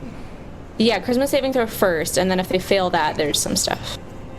DC 15. Make sure dropping the concentration did not consume your spell slot, though. Oh yeah, I should check. Good advice from beyond the grave. So Does not appear to me. 17, I'm so dead. 17 is a Helpful pass, Pass. but 13 Gerald fails. So Gerald is Bane. So Gerald, anytime he makes an attack roll or a saving throw, he will roll a d4 and subtract that number from the attack roll or saving throw. Right. Computer, can you not? And then Did I get healed? Something happened? I am going to. I don't know how that happened. If you did get healed by something. Yeah, I didn't touch my character. It's probably stupid, but I am going I can to. reset that to what it was, because that shouldn't have happened. Yeah, I don't know. I should. Yeah. I'm gonna risk an opportunity attack. Yeah, I reset it to what it was. Sorry, And I'm Helki, fucking- go ahead. Sorry. What That's were okay. you? I'm gonna risk an opportunity attack by Rictavio and fucking back up. Okay. Rictavio will take that. His cane sword wants your head. And he will swipe to get it. Oh, wow, that was That's close. A 20 is not good for his sword. Let's just put it that way. 21 damage as you try to skirt away. Oh yeah, and then I have to maintain my. And that fucking nat one on, so I basically just fucked myself. All right, well I'm leaving. Goodbye. I'm dead ass serious. Helky's out. I'm about to die. I have 3 hit points. I'm gone. Goodbye. Are you serious? Yeah. Helky is ditching. Near death. Wenny, you see the look, the look on Helky's face of, nope, not doing this, as she takes the sword cane right in the neck, and you can see that another inch, and that thing would have taken her head right off. Holy shit. Inch Okay. to the side, and it would have been Is it a no, bonus action? would not have hit the Healing bone. Bonus action, you can roll a healing potion if you'd like. Yep. I'm gonna do a minor healing, which I think is 2d4. Oh boy, I'm Piccolo going to die. climbs up the bridge I'm right also going to beside die. Wenny. Do I get an opportunity attack here? I guess not. You would have to leave your space. On a normal healing potion, yeah, 2d4 plus 2. Thanks, Dead Grows Up. Yeah. You're welcome. You want to be in death? It's not that bad here. That's so great. Okay, so This is Wenny, not going well. you are assaulted by a giant monkey fist that's coming out and clocking you, or trying to clock you in the side of the head with a I'd like to punch. say that was the first time. Let's see. So that was yeah, I'm gonna dodge uncannily. Uncanny dodge. It still hits, but Take less. so the 20 damage is reduced to 10 as Wenny sees it coming at the last second and gets. Oh, what? I think that was an add instead of subtract. Oh wait, Did you do something to the 10? I was taking it off myself. Yeah, but it you don't was have to auto. touch. You don't have to touch anything. I've got it. Cool. Okay. Yeah, I've got it all taken care of. If everybody just leaves their health alone, Sweet. just check. You do yours in D&D Beyond, so that we can always double check that everything's right. Got it. Okay, so Piccolo punched you once, and he's going to try to grab you now. So he wants to grab you by the beard, actually. What do you want? Athletics or acrobatics? Acrobatics for sure. Okay. This is good. Piccolo rolls at advantage. Do I get to roll with advantage? No. Do you have anything that lets you roll at advantage? Piccolo is a 23. So you are now in Piccolo's hand. And he's already moved 10 feet to get back up on top of the bridge. Actually, more like 15. Even 20, I'll say, because it's a big bridge. So he only goes 20 feet up this turn. Oh, no. He hasn't used the bonus action yet. 60 feet up in the air. I'm going to be forced to heal myself, aren't I? And he's going to drop you right on the middle, like right here. Because he's not sure if he wants you to fall all the way or not. Yeah. So you are going to be able to make a choice and a dex save to make that choice. As you have a chance to sort of roll to one side or the other. You're not obviously falling all the way. So it's up to you where you want to fall, kind of thing. But you're going to hit the ground and fall a total of 60 feet. So it's 6d6. Okay. And I'm rolling a dex save. Yeah, roll a dex save to see if you land on one side or the other. Like you can choose if you want to be on the top of the bridge or the bottom, basically. If you pass. That's a dirty 20. So you can roll either this way or this way after you get landed flat on the top there. I want to take the least amount of damage. Okay, yeah, then definitely onto this side. So you roll and bounce off onto there, and you are prone. Oh no, wait. Okay. Dex save, you passed. Okay, yeah, I'll say you are not prone, but he is next to you on the bridge there, just 60 feet up. And Wenny, you are up. Okay, I don't like that, but at least I don't have to disengage from him. DM, Did I didn't take the 20, did I? No. No. All right. Ouch. Okay, whew. This is problematic. This is problematic. Okay, I don't like what the ringmaster has done to my friend, but I want that cane sword. So I'm going to refer to an optional rule in the DM's guide. I'm gonna quote it for you here. If you are cool with it, great. If not, there is a spectral aspect to his sword.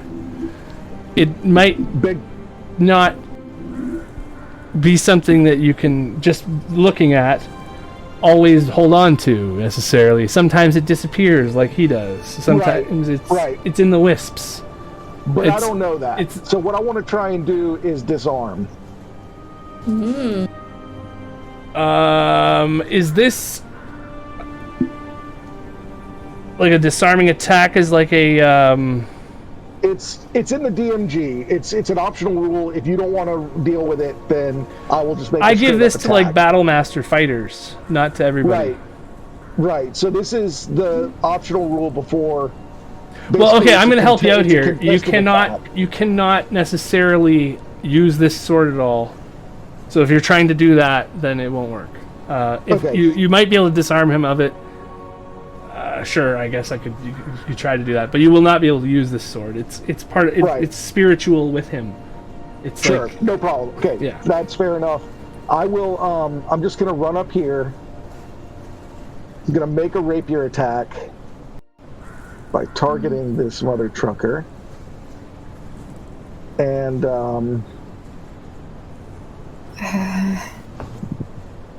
So are you trying to disarm him of the sword? No. Okay. Just a normal attack. I don't think I have an advantage for any reason, right? I'm just letting you know that because, like, when he would know or want to know or see that already because he likes taking stuff, that it's not the kind of sword he thinks he could hold. Right. No, that's fair enough. I'm going to miss with a 13, and I'm going to fancy footwork my way. How do I do this? Fancy footwork my way.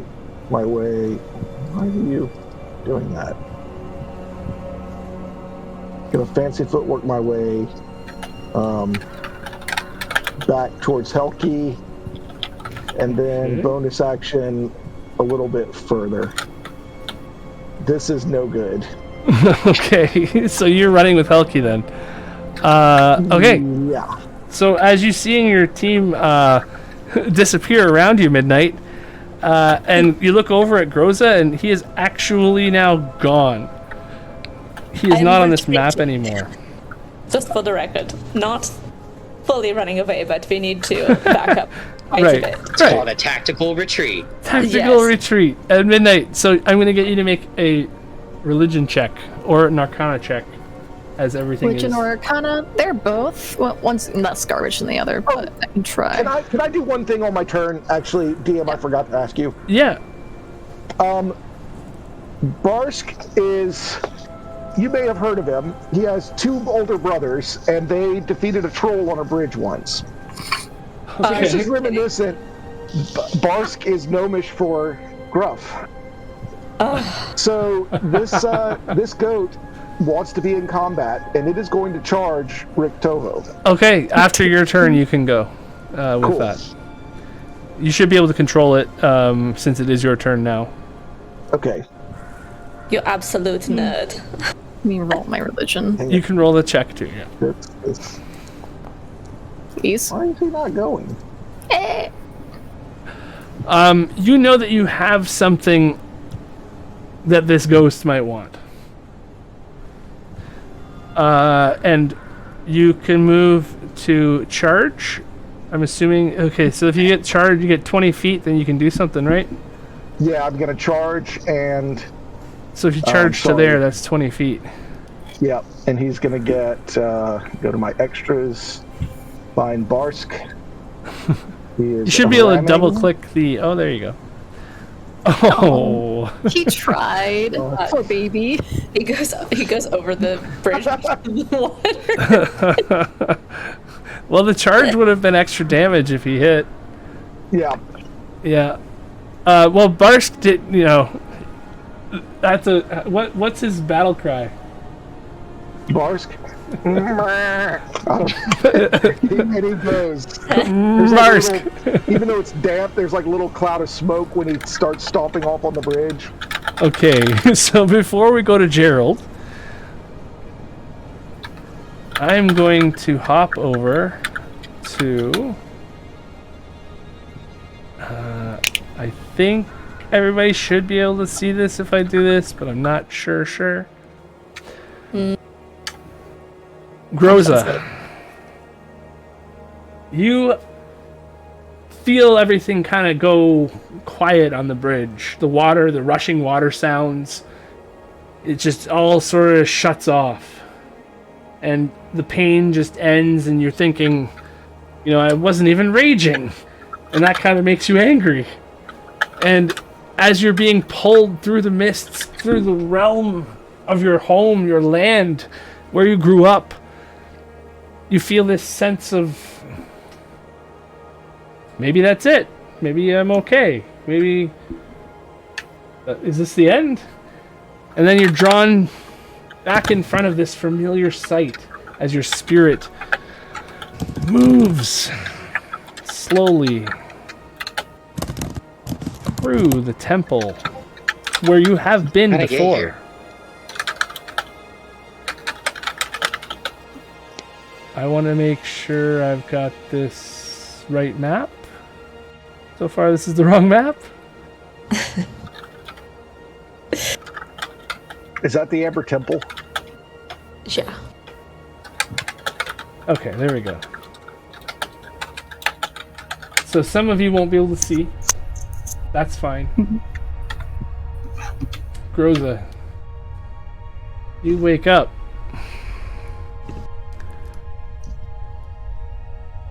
Whoop. I gotta zoom in on this thing because I can't control anything. You wake up and you start to feel a little bit better already. Lying on the ground, maybe not on the ground, maybe, where were you? You're this amber sarcophagus, this amber tomb. You feel the tendrils of blackness that maybe brought you here, or maybe were inside of you this whole time. They start to reach out and exit out from the wall, and you feel yourself being removed out from this, emerging from this tomb almost, where when you start to like be able to actually see things again, you look down and you see like almost like octopus tentacles of blackness writhing all around your, holding your body to this slab. You are walking freely almost, without thinking about it, through this place. Do you have control of your token? I do not. Can you see if you're up here? Oh, I can see. I'm right there. There we go. Now I'm here. And you can't move? I cannot move. Because of the combat. Yes, that's right. Probably because the combat's on. I don't want to end the combat, so I'm just going to move you for you. But as you, move me. yeah, as you investigate throughout this place and you start to move around, you're not really in control of yourself. It feels like a dream. You've been here before, but not here. What's happening? And then all of a sudden, you hear a voice in your head, and it's saying, it's a familiar voice too. Welcome home, my champion. I don't feel like much of a champion. I have something I need to show you. And Absolutely, I'm my lady. purposefully not showing this on stream in a way. He just wakes up in this room. And as you walk through here, you are seeing things almost like it's happening in reverse in a movie. Little shots of the past. Priests walking around in these chambers, doing rituals upon these creatures like that are stuffed into the walls of this tomb. This door is locked in front of you, but a priest does a ritual and opens it up, and you walk through behind him, and you're kind of living this past life almost.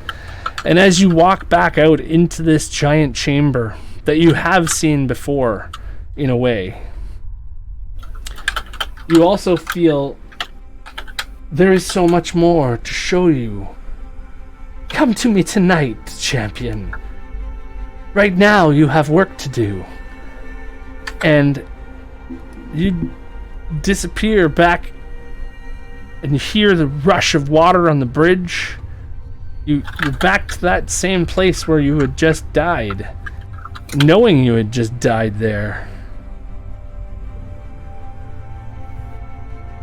Your champion, you are the champion of the Lady of Delights. And you guys all hear as Groza appears in a snap, a brilliant snap of light and energy on the bridge behind the tiger. He snaps back up and the smoke like explodes around him. The light from your arm, Groza, is unbearably painful right now. It almost feels like you're being injured by this transportation thing while you wake up. That's the one thing that like snaps you back into this, is that your arm is very sore, and it reminds you that your friends are in trouble. Your rage is automatically activated right now, so you are raging as you come back. And roll initiative. What I already have. No, you're just raging now. Okay. Yeah. Right. She has incited you from inside, and you are your blood is boiling right now. There's light actually shining through your veins, and with that light, that orangey yellowy light, there's also it's like a green, orange, yellowy light that sometimes shifts colors and stuff. And there's also black tendrils of like ink or smoke moving through. You can see them like, certain light, your veins, you can see through them a little bit. You're getting also these little inky tentacles of blackness in there as well. And so yeah, you are in the initiative again, and it is actually your turn. Okay, so I don't know if you're in the initiative though. It's showing him You want me to under reroll? me. Yeah, it Except shows him for under me, but you. with no number. Okay, there you are. Yeah. There he is. Okay. Yeah. So I'll just put you right here, and then you're up. perfect. Oops, So yeah. I'm gonna get up. You're not dead. You're not dead. It keeps trying to say I've just seen like dead flash like 6 times on his Yeah. token. Well, he's not dead. I promise. The game kill me. says no, please. Okay, so Groza, you are up. You are angry. Please help.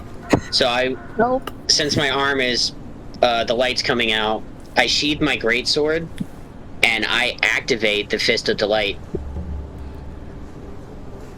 And I'm gonna blast it at Gerald here. Okay. Which aspect of that are you I hitting actually- him with? I gotta look it back up.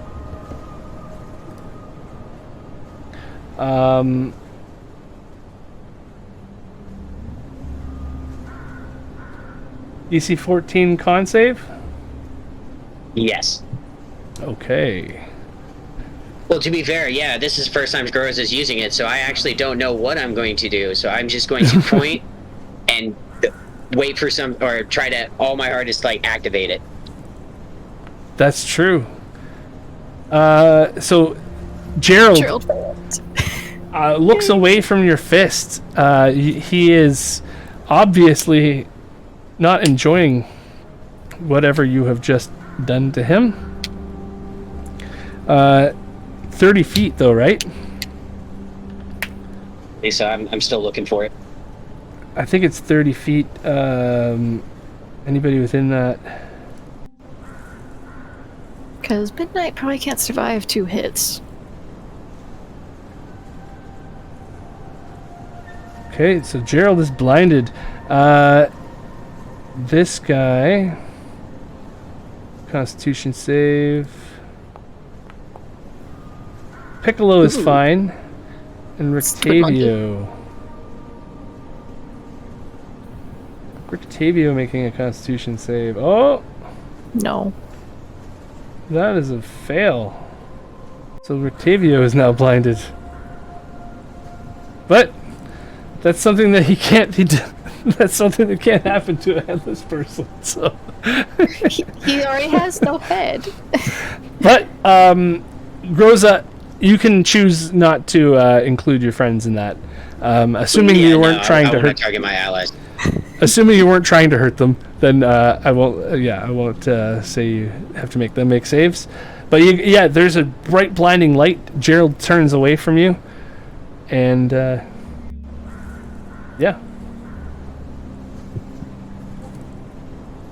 that's just a bonus action, okay, right? yeah. So this is Flash.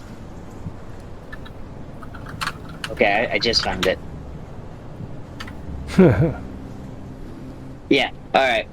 30 feet, right? Yep. The flash causes all creatures within 30 feet who can see you to make a Wisdom saving throw. On a failure, they are blinded. Oh, what was the DC? 15? Was it 15 or 14? 14? 14. All right, I save. And with my right hand, I'm gonna pull out a hand axe, and I'll make my attacks with my hand axe. Oh, this should be on you. I don't know why it's not. Very green. Yeah, his hand is making everything glow right now. Oh yeah, I have advantage for the blinded. He can't So see I you, rolled no so you have one. advantage.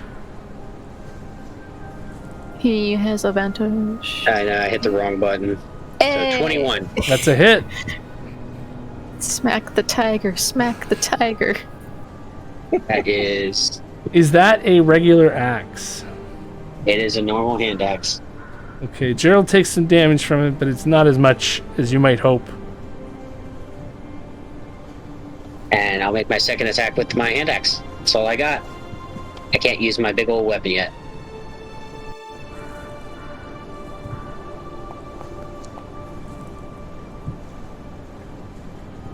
"20 hits Gerald." 20 is a hit. It's another 9.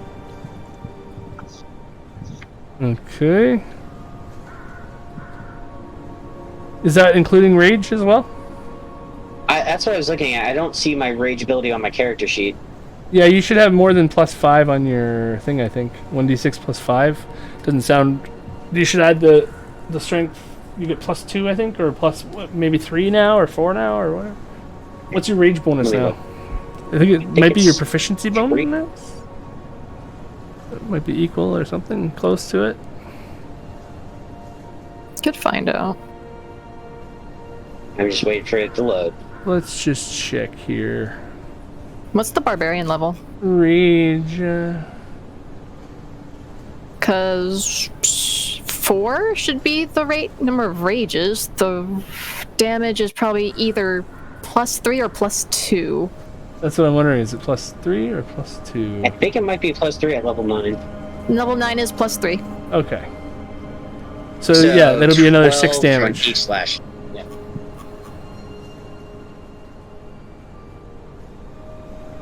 So another 3 damage. Alright. Groza's back. And Gerald's like, "Argh!" And he's blind now. So he's going to take a snap at midnight, but not... He can't even see anything next to him right now. So he'll do claw. This might not go well. 19 is a miss. Misses. And then he'll do a bite. Trying to get into this tin can. No. Unsuccessfully. I don't wanna. Gerald makes a whiny sound with his spectral head. Not happy about this right now. And he ends up... He'll stay there for now. Rictavio is up, though. Stinky butt. She's tempted to cut the head off the goat, but he wants that midnight skull. So, Greg, one thing, I got it. I take 1d6 damage for activating the fist. Oh. So I take 5 damage. Okay, I'll throw that off right now. Minus 5, and that's not reduced from rage, though. No, because I don't think this constitutes as bludgeoning, piercing, or slashing. Right. Yes. That's an advantage. So, 22... No. Yeah, let's Close, say but 22 twice. That's why I didn't... I was like, what? It's like, why did it update? I saw the roll. Yeah, he'll try it again. He wants that. Like him he wants that tin skull. I don't like that he wants my head. A 19. What? Let's see. 19 again. Quantums. What? That's so This weird. works in my favor because since I made that religion check and discovered something, I might try to parley with a man for him to go away. Okay. So that's his turn. At the end of his turn, you notice that there's a line of skulls floating spectrally almost in the about 15 feet away from him in the air, all around him. All around they Rictavio. seem to be his prize. He is taking. You notice Vistani heads, like they're the ghostly figures, almost like the spiritual wisps that are keeping making his tiger and his monkey way larger than they should be, are also like animating these heads around, showing you the heads of all the victims he's taken, and they are all laughing at you. Midnight, you're up. Okay, first, before I even try to do anything, you said from my religion roll that I have something he might want. Yes. I'm not going to tell you anything more than that, I can only hope it's not my head, because I can't give him that, but I can maybe give him something else. So, Midnight will say...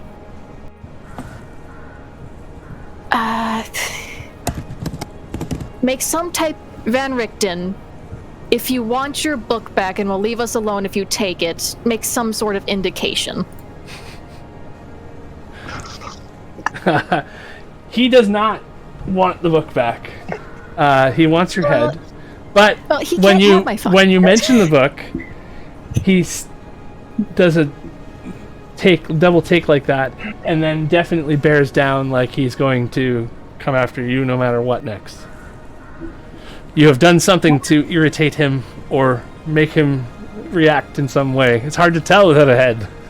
Yeah, well, he can't have that, and my backup plan for me being screwed up is about to go into play. Because since Groza still has that one potion, I'm going to... Potion of Speed. Oh. I get 3 attacks now. Oh, damn. And my AC goes up by 2, and... We needed this for the castle. No, we don't. No, we literally don't. Let me read the thing, because it may have said something extra, because we already have a different plan for the castle. We're not using this. We Arcana find is it. definitely going to work at the castle. I know it. You never know. You never know. A spell for... Okay, yeah, this one lasts a minute. So Midnight is going to make 3 attacks on Van Richten. So bonus action, Potion of Speed. Your let me attack is a multi-attack action with 2 attacks, and you will get an additional attack from haste Yes. from the Potion of Speed. And my magical nonsense is still And your active. dexterity saves are at Advantage. advantage, Yay. which is So I get to good for make- Midnight.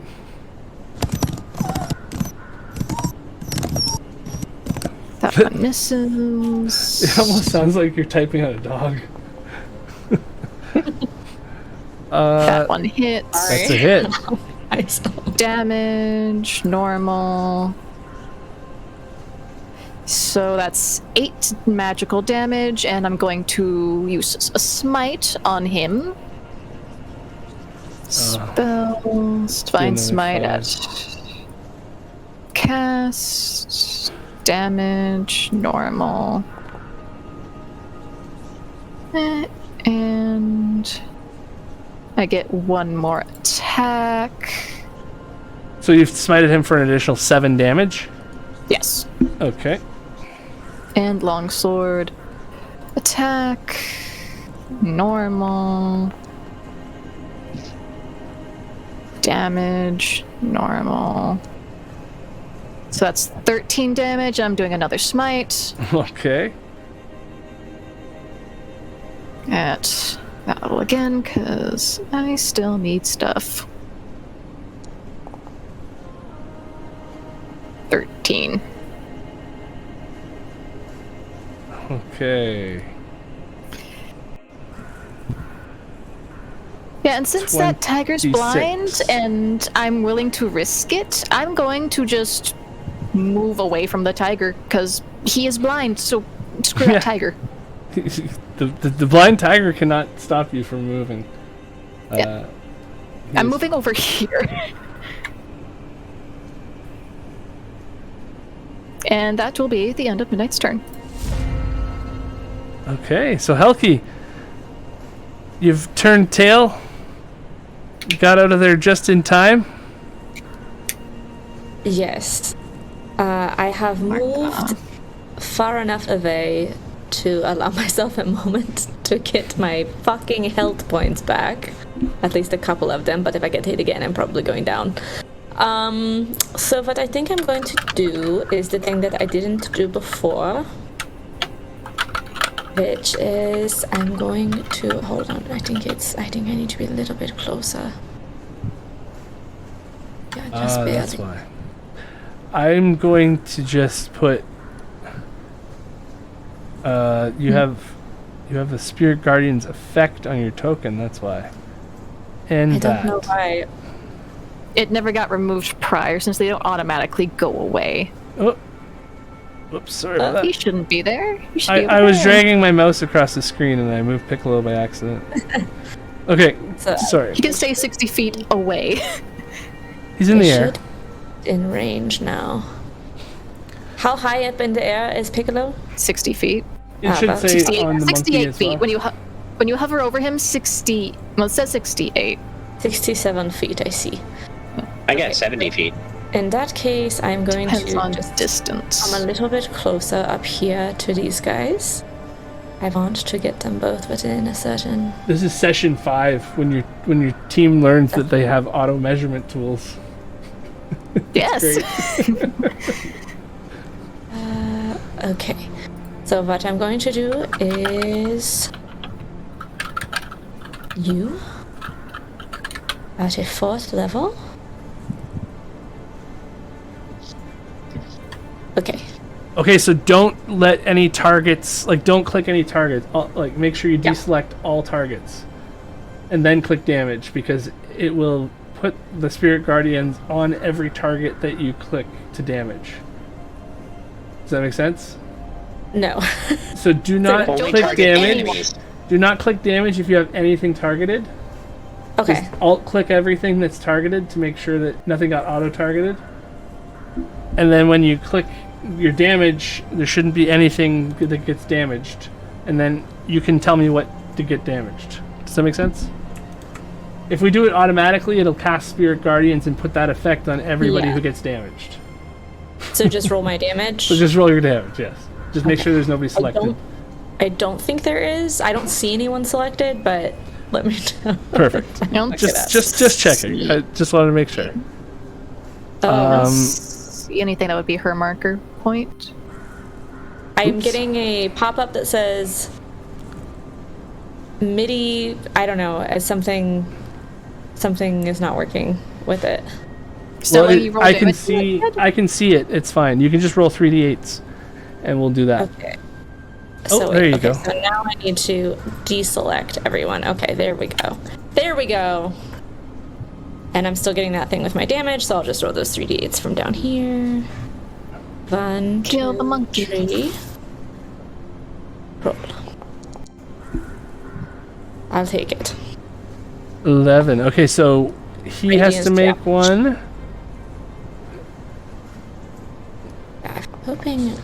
I think they should both be within 15 feet of me. So Rictavio made a save. Yeah, so I can just do this. The tiger is 21 feet to the center, so yeah, it would be 15 feet. I measured it with a ruler, but it didn't... Yeah, to the center of the tiger though, and it's a larger token. So. Oh, I see. But okay, well. He will make a save. I managed to have moved that far. He will make a save. Don't worry. And he won't make a save. Piccolo doesn't have to make the save. I just rolled that by accident. He's too high. Yeah. He's too high up. Yeah. Yeah, that's right. Okay, but so back down. then Rictavio Richten, he passed, so he takes half of the 11, so it's 5. But Gerald has failed. Oh wait, and you are... I casted it at 4th level, so would it be 48? Yep. Give me another D8. Roll another D8. Give me one more D8. Yeah. So 7. 16 total. So 8. That's what we like. So 8 or 16. So he'll be minus 3 more. Okay. Good job. Thank you. Yeah, no one likes spectral nasties. So Healthy comes in with her own Spirit Guardians. The blind tiger cannot save. Dope. And then I guess that's your turn? Or do you have a bonus action? Oh, you healed? Yeah, I guess I'll take my other healing potion. I don't really know what I would save it for, so I'm going to roll 2d4 plus 2. Roll. Great. Aww. Thank you so much, healing potion. So that's a hot 5. Oh, plus 2. Right. So you get the plus 2 as well. Thank you. And Piccolo's up. So Piccolo... You hear... Wait. He's going to land right here, going through the Guardians, at which point he has to make a wisdom save. He landed on me? He's going to... Well, I guess it's going to be one space back from there, but... By the time he updated his token... There we go. Wisdom save for the Guardians is an 8. So he will take the 16 as well.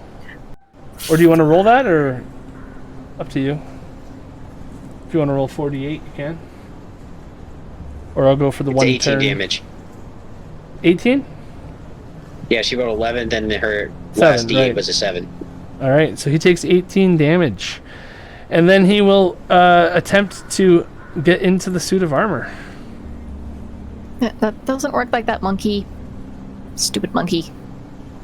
Wait, you tried to climb into the armor that's on Midnight?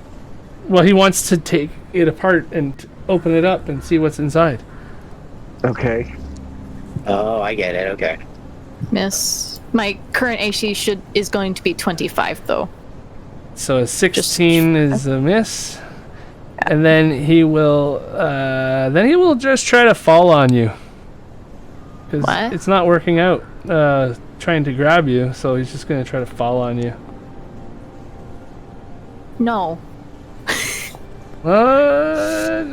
Here you go. 19, No. miss. Nice.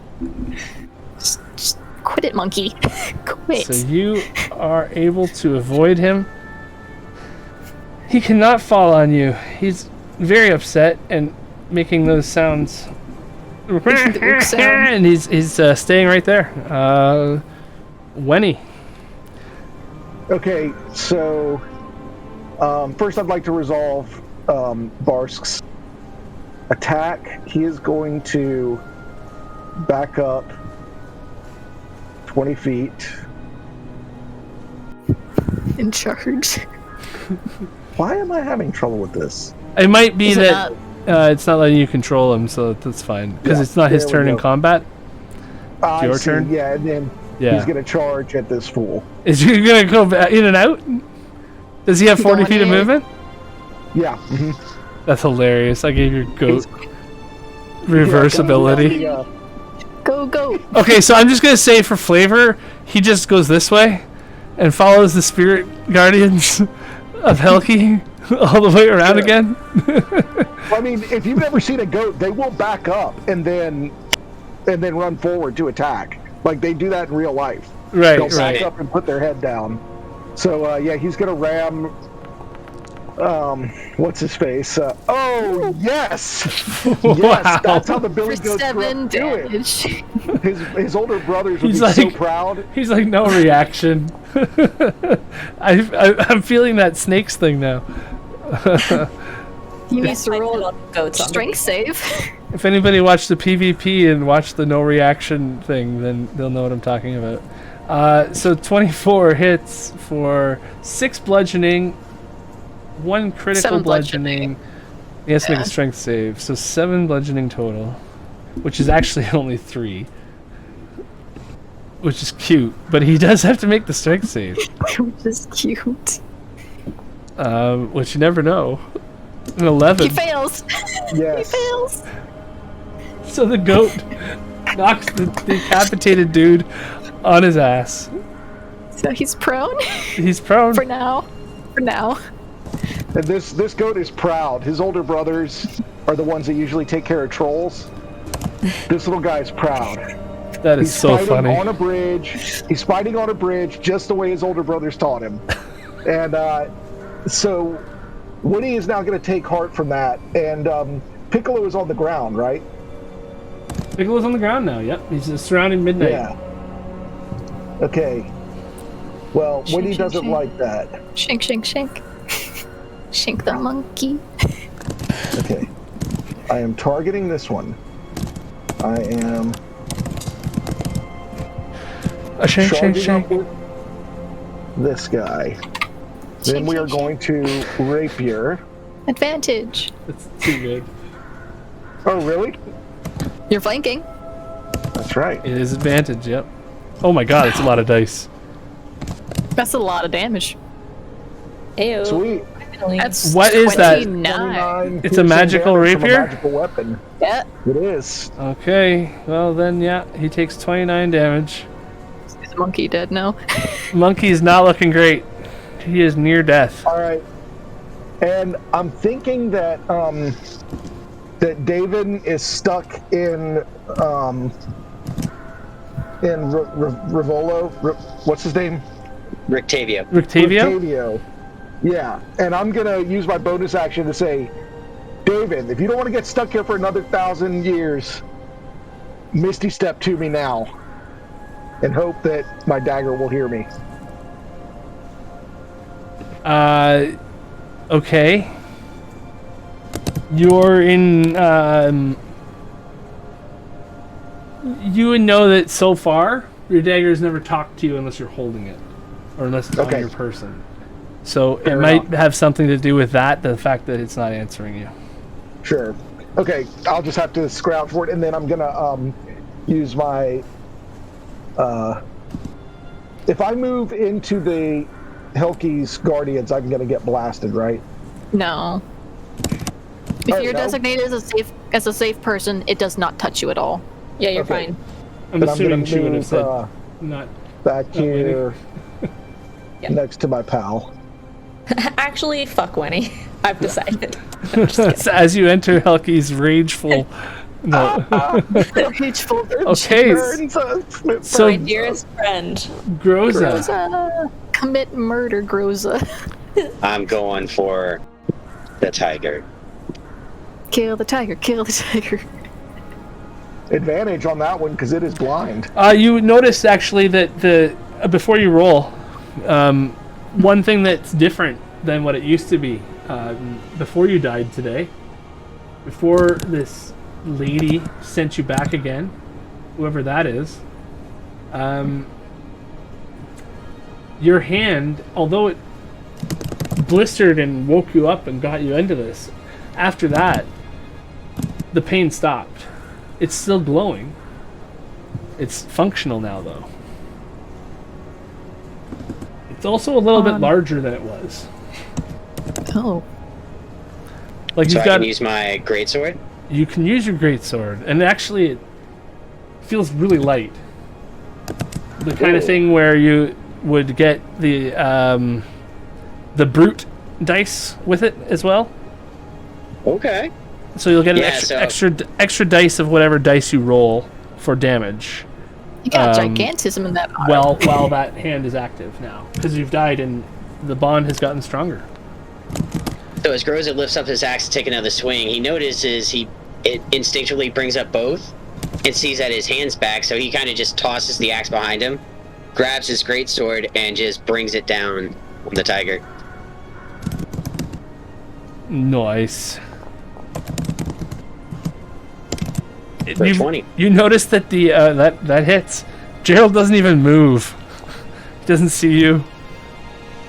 So it's just one extra d6 or an extra 2d6? It'll be an extra d6, and then whatever you've got for your rage as well. Didn't get added, I don't think. So another 3. So 16 in total for the first hit. 16, and it's a magical sword. Yeah, it's my +1 greatsword. Yep. All right, he's still standing, but he's not looking good. Gerald had better this days. won't put him down. A 26 is a hit. And another d6. How do you want to do So another this? 8. Just like last time, a little like as I kind of lock eyes with him and he sees where I'm lined up, I want to see the fear in his eyes as realize he's about to be decapitated for a second time by me. And I just swish right through him, separating his ghost head from his body. So as you do that, first it's the ghost head and the whooshes are all like, the tendrils are all severed, but then you feel the chunk of the actual rotten flesh that's been put back together or whatever. It is, he does have somewhat of a face left, but it's not, like, it is definitely decomposed somewhat from when Helki put him in the ground originally. Now that you can see him, the spirits are just gone, and it's just now a decomposed and quickly decomposing corpse. I kind of just look down on him. I'm like, well fought. Well fought. And I'm Give gonna go over me and a pick up my sword. perception check as well, as you are paying attention to the body in a reverent way.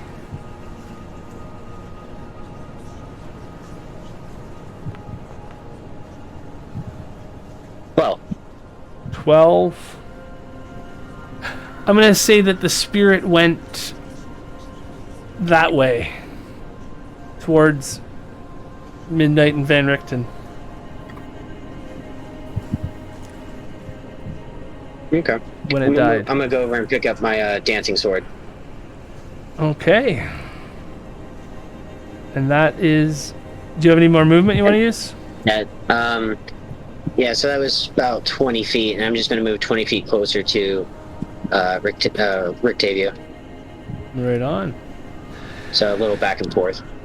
And then, I guess you'd be here? Or here? Yeah, I had my token moving. Sorry. As you grabbed him. I just went forward in the order, so I didn't know if you could move. Yep, that's it for me. Nice. Okay, so Rictavio is up now. He's going to stand up, And seeing that his looking behind him that things aren't working out the way that he had planned, he will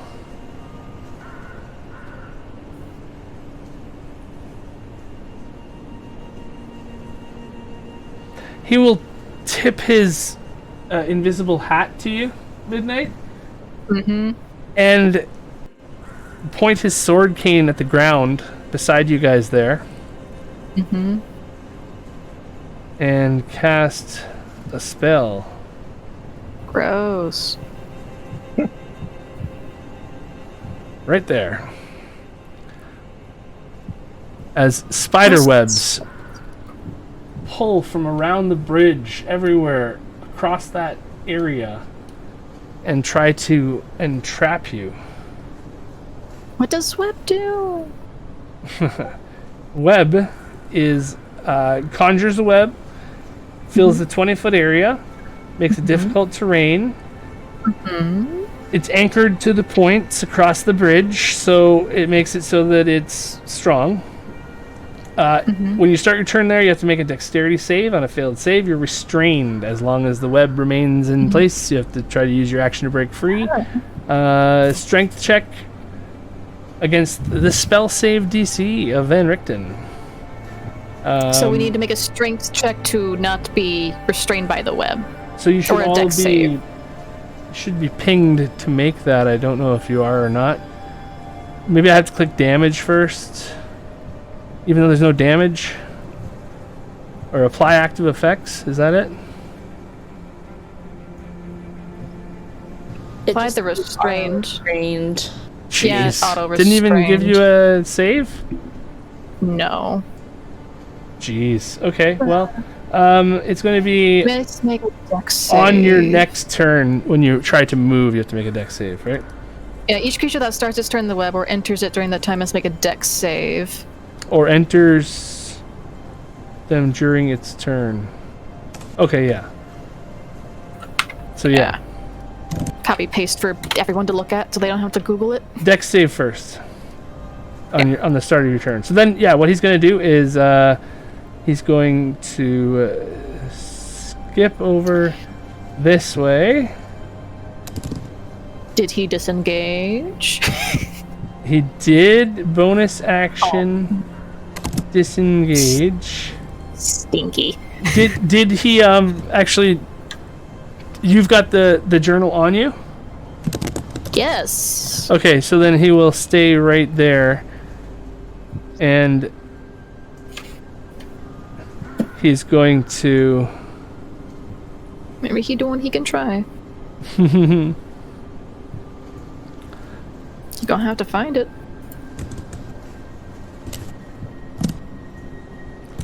not sure if this is an action or not. I just want to make sure. Before I do anything...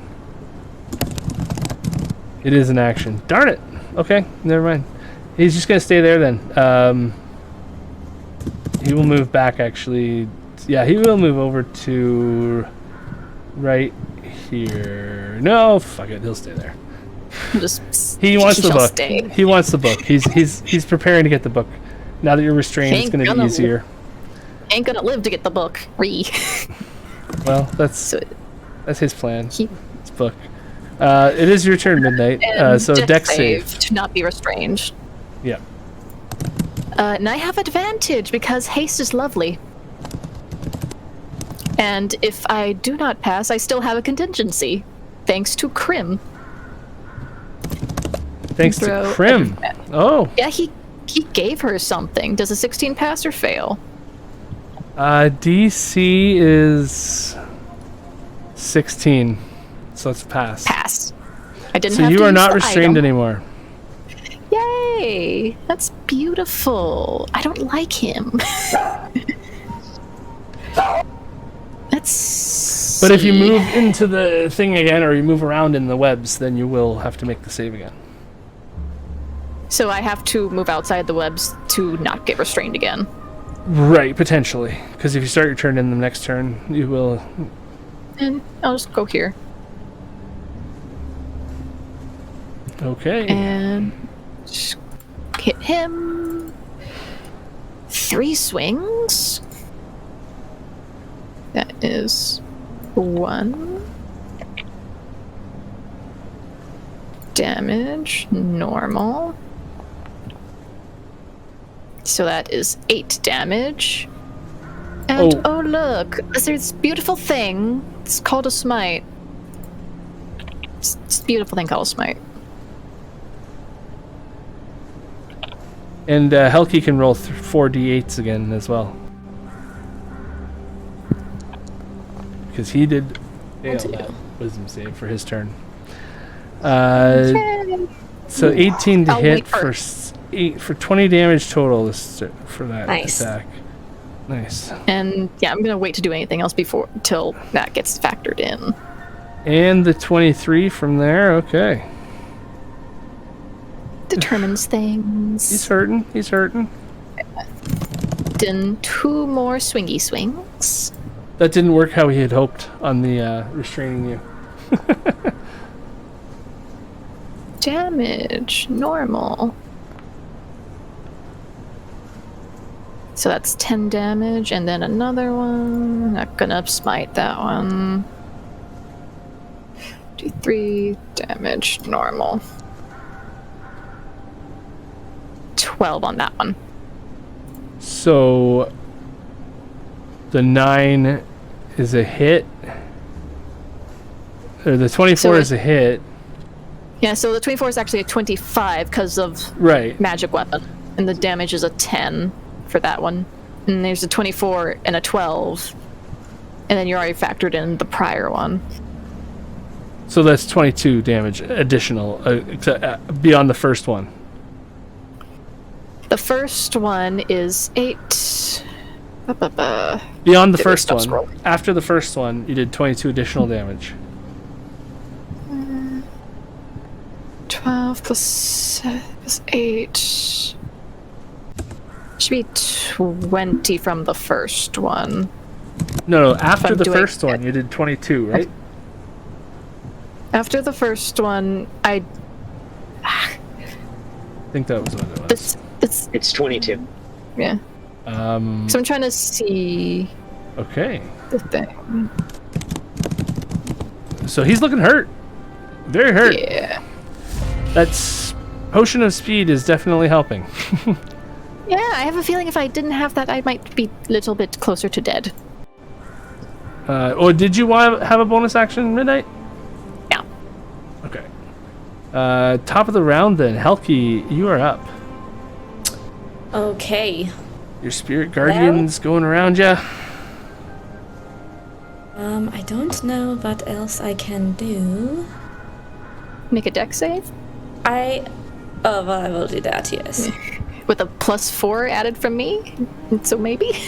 So we will start with that and see how. Oh yeah, you would get the +4 of the... Oh, there you go. Okay, so you are free as well of the spider webs. That is our man there. So I think I should be able... Oh, and Van Richten did fail his concentration save, actually. Oh, so I roll another, or does he take that 23 damage from before? So... The web goes away. The web goes away anyways. From that smite barrage. So, I don't sorry like about this man. You didn't have to make the dex save, but yeah. So it's just started your turn. Did you do Sacred Flame? Well, I think I can because it's not concentration. Correct. Even though I have Spirit Guardians going, I think I can still cast it. Is that correct? Yep. Yes, as long as it's not another concentration spell. Correct. Dope. And yes, I will do Sacred Flame. Paladins no concentration all too well. So you should have a save to make. Dex save. Yeah. Oh, I make a dex save? Okay. No. No. No, he does. You should target him. Flame. Should be targeting him. It didn't work. Alt click on him instead of yourself. Yeah. I thought I was. Why is this not working? It shows you're alt clicked on yourself. Yeah, I don't know. I keep doing something too where it's, I don't know. Like alt click messing with me. Gives arrows and that's targeting. So you should alt click the enemy. Anyways, I'll do it for you. What is it again? Sacred Dexterity. Flame. Click him. DC Roll. Dexterity save. I just don't know why it wasn't letting me. You just didn't roll 'Cause it's- damage. I did roll damage. Oh, okay. She rolled 10 damage. Yeah, and it wouldn't let me. So it roll won't 10 let me damage? alt- He failed, Yeah. so he will get 10 damage then. It won't let me alt click off myself though, and I don't. Did your mouse? I don't really know why, but we will figure that out another time. Maybe something happened. Maybe we clicked Yeah, something weird. maybe after session. That's Yeah. If you're Piccolo gonna is hang up. out. He's Gross going to start his monkey. turn in the thing, so it's going to be a wisdom save. And maybe die. And then 4d8 as well. He wisdom saved a 10, so that's a fail. So 4d8, roll low. Roll high. Roll low. He wants to Roll do high. something. He wants to die. Midnight, you see Piccolo bearing down on you. It's about to pick you up, or it's going to try to pick you up. And it runs into the Spirit Guardians to do so. Roll those 4d8. Fuck. It's still I rolled. alive. And it is going to grab you. He can try. It is going to try. I would like him Athletics? not to, though. Yeah. Athletics contest. Piccolo. Scared. Piccolo is enraged. And he does a Oh. 24 strength. I'm going to need some luck on that. Normal. No. Okay, so you guys watch as Midnight just smited the crap out of Van Richten, and Piccolo did not look happy about that. The whole time, the monkey is like looking in desperation as your sword's coming down over again on an owner, trying to re-decapitate Van Richten. And so Piccolo starts flying up in the air, and he flies a total of 60 feet up There's a chance I'm going to be downed. and 20 feet over this way. I'm With pretty Midnight. much about to be down. Any attacks about? Oh no. Does anybody get an attack of opportunity there? Your goat would, actually. All right, Barsk. Your Please. goat would have been in combat. Please. Because I don't have swim speed. Son of a- Honestly, you could have killed him with your goat, but you didn't. Midnight is lifted up above the bridge now. This thing is treating you like you aren't 500 pounds or whatever 400-pound knight. It's flinging you. It's kind of got you by the ankle now, actually, and carrying you out. You are struggling to be able to fight against its might, and now that's its turn, because it's actually give me a perception check while you're dangling at disadvantage. Oh, Disadvantage perception? yeah, Okay. disadvantage perception. Like, why haven't you been dropped? Is what you're thinking. He sees something. Oh, that's pretty good. You think that he is trying to shake the book or whatever the journal is or whatever free of your possession. He's been shaking you a little too much, and you realize that that's why. Wenny, you're up. Okay.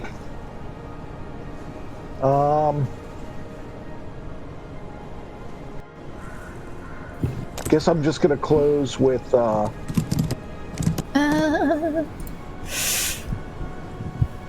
yeah. That was 10 feet of movement. I'm targeting you. You are slated for destruction. If I could. Turn I'm back not. time. Oh, I am. Am I getting advantage here? Yeah, because I got it up. I got a. You have your goat's in combat with the headless carnival master. Oh, dear.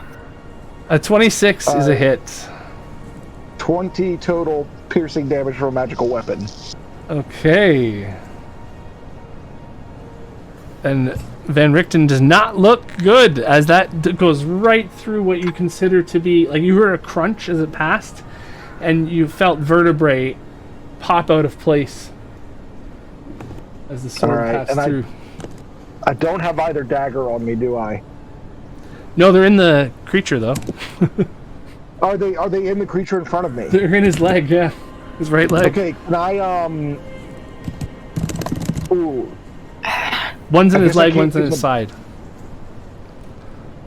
Can I use a bonus action to try to recover David? Well, you had your rapier out already, so you could drop your rapier and grab Davin instead as a free action. Yeah. That's not. Yeah, I don't want to do that. Okay. David. Yeah, I'm just gonna back off. Fancy footwork it back. We're fancy footworking. We're fancy footworking. We're fancy footworking. We're not selecting me. We are. Are you going to do anything else this turn, or just run backwards? I'm just gonna run back to where my. Okay, Groz is going to be up next. So when you're done, Winnie, let us know. And I am done. Turning to face the enemy. Oh, and I already did. Did I already do an attack with my goat? He's gonna do the circuit again and ram. I think. Yeah, he had an attack of opportunity, so he didn't go yet. Yep. So it's just a reaction. Yeah. Okay. Yep. All right. He's gonna do his circle. Try to do the whole ram thing. Yep. Does a 15 hit? I do not think so. No. All right. He tried. He did. He tried. That was great. Stay was that crit. This time though, he's gonna take a reaction when you back away. Because last time you critted him. So he's gonna try to when your goat backs away, he's gonna try to attack take the head. Fair enough. 14 to hit. Kill your goat. That hits. 13 damage. He is down. And I gotta do a con save. Goat, make a con save. Goat's head 10. pops off. Bye, goat. Goat did not see that coming as he attempted to do the same thing again. Rictavio's ghost is not having it though. He's not getting pushed by a goat again on his butt. He's too dignified for that. He does look like he's struggling though. That maybe he wouldn't have done that if he was at full health. Groza. Ooh, Winnie is mad. Yeah, seeing that and think about a certain situation that may or may not happen with this owlbear. He's gonna run up and he's gonna make a reckless attack at Rictavio.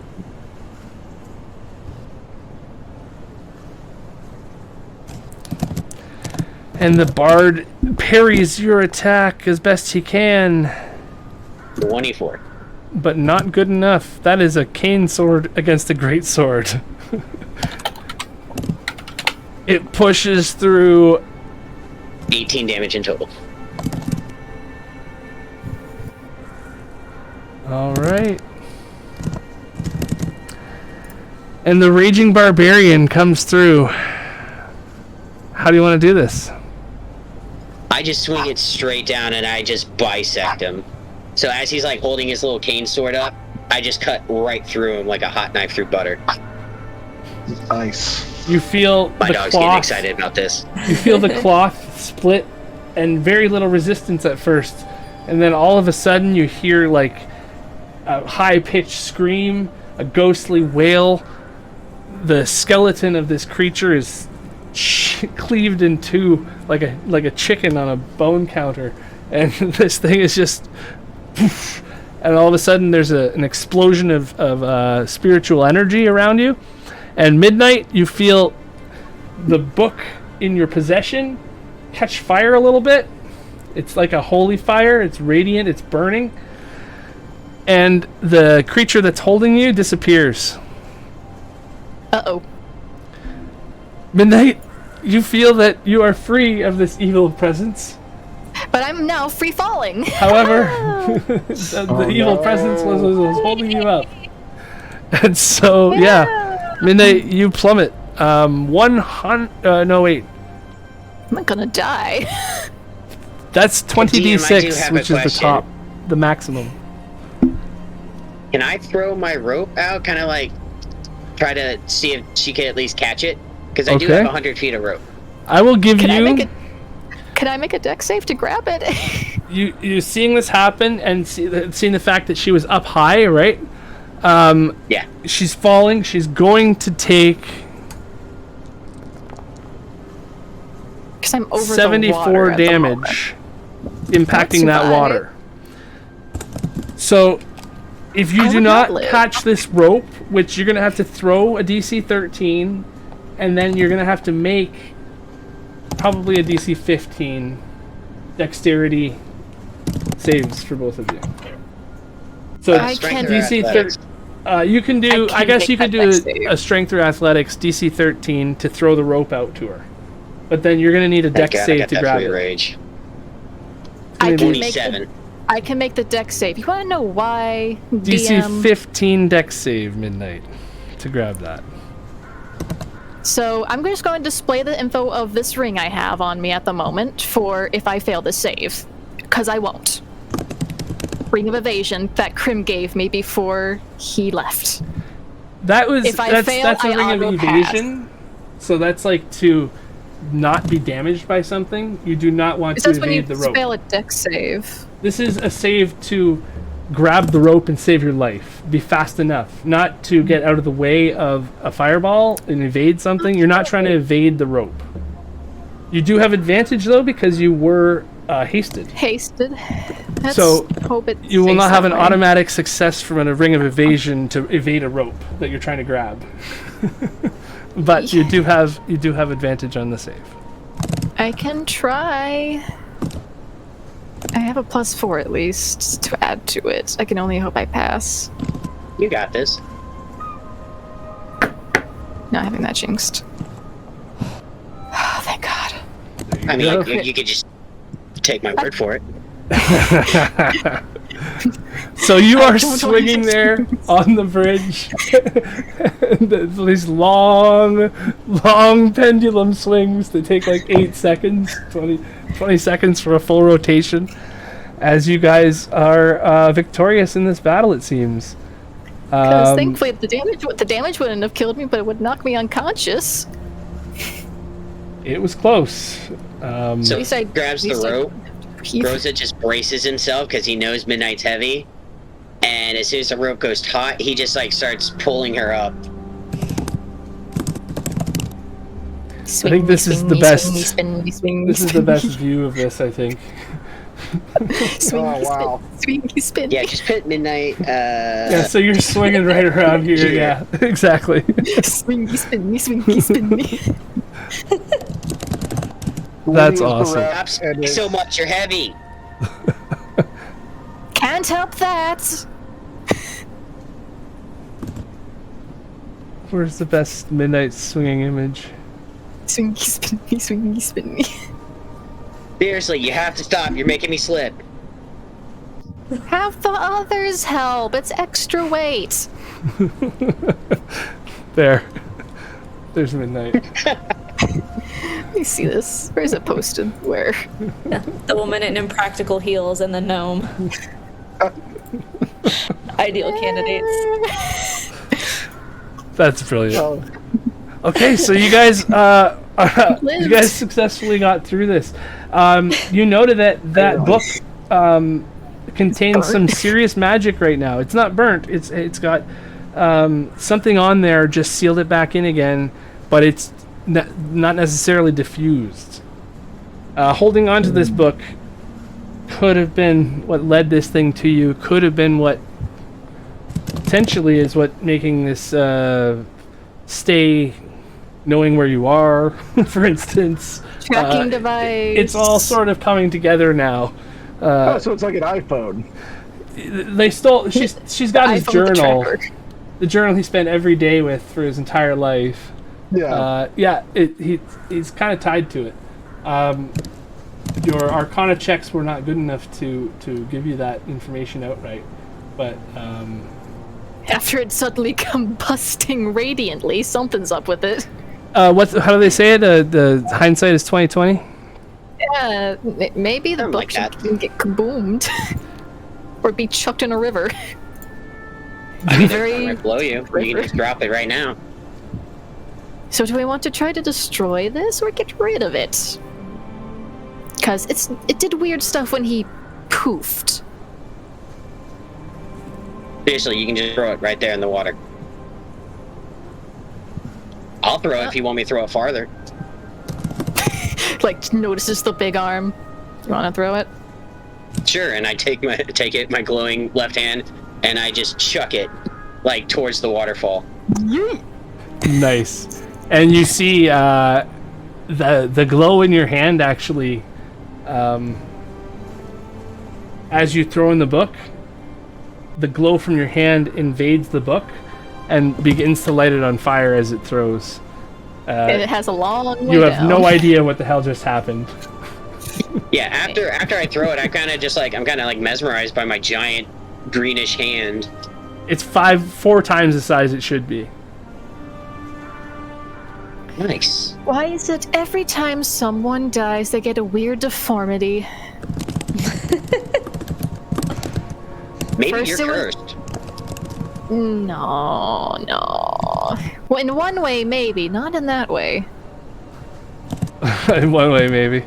Okay, One way, maybe. so Many that my way. rage drops. so you guys head back down. You grab your carts. You continue on towards the castle, and this is the one last look back towards the bridge and the chasm as you have cleared this area, and you are on to the final approach to the castle. We this, saved an hour, right? I thought we got 2. you saved overall about 2 hours, so you got about a couple hours now before sun's going down as you're hitting the castle, hitting the area of the castle, let's say, the courtyards and everything. As we begin to take off, I kind of look over at Winnie and his goat. What used to You be want to the ride goat? Sharp Peak? Oh, When he can't speak, he just nods. Groza just puts his, his hand will go back to normal and he just puts on his shoulder. I'm not gonna ask to eat him, just, the tiger was one thing, this was I understand. I Might love have appreciated that. Rose is like, tiger meat? Yes. Goat? Ew. Only because of who this goat was. Okay. So I will say that you guys have a chance to take a short rest while you are traveling because Please. you've saved some time. Please. You're able to do that, and you can heal up and stuff, except for Winnie's goat. DM, there was something on the goat's neck. I sent you to your private message. You can decide to ignore it or not as your prerogative. Okay, on the goat's neck. Yeah, Doesn't around sound his good. neck. Oh. What is happening? Don't mind. Are you on this page Sure. and running around with me, or did I grab you? I grabbed you, didn't I? I don't know who that is. Is that me? Oh, that's so cool. Did I just grab everybody without knowing? Can I roll better, please? Oh, that is so cool. I didn't know it worked. Back to full. Can I, I have no idea what I'm talking about. So I can expend sorcery points to regain spell slots, and then I can regain my sorcery points on a short rest because of a thing that I have. Can I expend my sorcery points to get spell slots and then regenerate them on the short rest? Yes. Is that Yes. possible? I think you can. You Okay, can go great. over that with me again. We'll just narrate this section as you guys, Yeah. you take your short rest, you come up to the castle. This is the part that you knew would happen. This is the part you expected. You're getting your note ready. You guys have, wow, that's a loud volume. It's appropriate though. It is, it really is. I am okay now. Yay. The thunder clashes down so loud that occasionally the bats that you guys see are flying all around up in the sky above the castle, above the parapets of it. They're all dancing in the rain and in the night as the the gruesome form of this castle appears in front of you all. It's almost like they expected you, though. The gates are open. It seems like there is an old elven creature, like 200 feet away from you. An old elven butler calling the group forward as it sees that you are in this cart being pulled by, well, I guess I should put midday and... I would like to say during the short rest I did attune to the hat as per plan in the form outfit that Winnie has suggested. Gotcha. Okay, so I'm in disguise. You are in disguise. The carriage is coming up. I want to end it soon here because I know that Groza has to go. Do you have another 10 minutes, Groza, or no? Yeah, I can do another 10. Yeah? Okay. Because we will just get into the next area then and then not have to stop right here and then, you know, a little easier that way, I think, for next week. That's perfect. Yeah. As you leave the cart outside the gates and the horse, I guess, is up to you, Midnight, whether she stays or not. He stays with the cart. So does Sharkbeak. Yeah. My horse is chilling too. I feel like I've lost some players somewhere, but... I see No, me and Midnight are on top of each other. Yeah, we're all stacked. There we go. Oh, wow. Okay, nice. Okay, Guys, so I know just... I'm strong, but I'm not carrying you everywhere. Real quick, everybody give me dexterity saves as you pass the bridge. Just to make sure that nobody falls through. We don't lose any players the last second. Does the ring apply to the bridge, DM? The ring would apply to the bridge. Yay! Because this is a normal saving throw, and if I fail, I'm using the ring.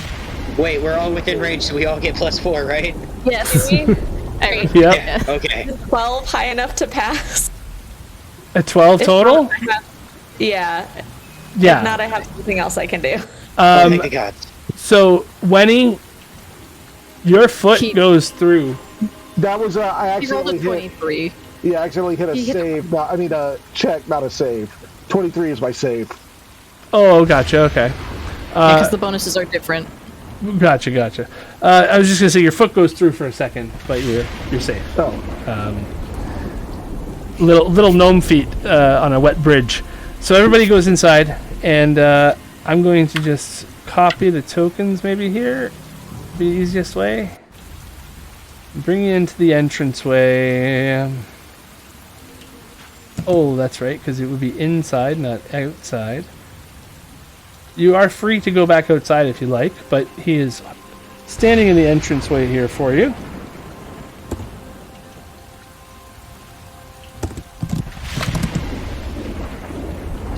This old elf that Midnight, you've seen this guy actually when you first came to Barovia and recently when your team was invited to dinner.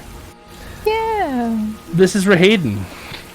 Let's hope he doesn't recognize me in the disguise. Oh, did I not activate the thing? I didn't activate the thing. I'm still on the bridge. You're still on the bridge. He's still bridgy. Castle, inside. Entrance, activate. Okay. He is leading you guys. He's like, the master has expected you. The dinner was earlier. There might still be some people left there. I don't know. You can follow me this way if you like. And he goes off towards the dining hall and disappears down the hallway. Whoops, I just deleted something. That might be the wrong thing. Did I delete you? I can't see anything. I just deleted you, yeah. Wrong delete key. Oopsie. Elky, no! If we are going to follow this creature, I would like to be at the end of the line because I rolled really badly on my hit dice and I'm still pretty hurt. Yeah. I will let my tankier friends sort of be up front, please. Thank you. Okay, Yeah, Winnie, you got this. Places. I can swap places. Thank you, I will Winnie. hand you a greater healing potion. I have one of those left, but Okay. I'm going to wait on it. Yeah. Thank you, Benny. That's very kind of you. So you guys should be able to move, I think, right? I'm trying. No. I can't. No. Oh, Our is the tokens are stuck battle? there. Oh. What if I do this and go, and then be in combat? Yes. And then end combat? It has to be highlighted like I'm in Okay. I can move I can now. move. All right. We just never ended the last combat properly, that's all. Okay, so you guys watched him walk down this hallway here. And you notice that as you walk in this area, it's very it's rather unsettling. Although the wind and the rain from outside, it's still barreling through this window above. There's no actual windows in that front window. And there's still above you, like there's a large open space, and then it goes off into the distance. And so this is kind of a little nook area where you come down into this foyer, and gargoyles stare at you from all around as Rahayden passes to this side, to the south. You remember that this is the way that you went for the dinner midnight? And you do remember there was a staircase over there, and it does appear to be where the dragon is leading you as well. So you can go that way if you like, or you can go any way that you had planned on before. Rahayden is if you wanted to hand him your paperwork or whatever, he's heading in this direction, doing his butlery duty to lead you guys on, being... The I mean, paperwork. it's presumable they know who we are, right? So is the gig up? I mean, do we stiff upper lip it and insist that we are who our paperwork says we are? You know, it might actually insult him if we give up so easily. For all we know, he might go along with it. I've heard stories about our Lord here, and if we catch him in the right mood, he might go along with it.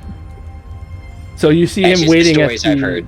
You see him waiting at the end of the hallway for you guys to make your decision of coming that way or whatnot. All right, I'm going for it. When he steps forward, like chokes back his tears about his beloved goat, and he snaps, says, "My good man, my good man." So he's standing right here, Rahayden, and there's a staircase that Midnight knows of right here that goes downstairs and upstairs, and there's the dining hall that you went to right here, Midnight. You guys are standing in this room here with the gargoyles everywhere around it, and there is a staircase up over here that goes up to somewhere. Eventually, after enough staircases and winding, this is where you were led the first time, and where you watched Strahd drink Irina. And this area leads to some sort of chapel straight ahead of you guys. And yeah, he's waiting by this fire cauldron here at the end of the hallway for you to go. Before when he continues, how does the armor feel? You actually don't feel any difference from the whole trip right now so far. So Midnight would know he is not anywhere near here. Currently, He's not even here, probably. He either doesn't know you're here, or Either he's not doesn't here. know or he's not. Okay. So does that change what you want to do?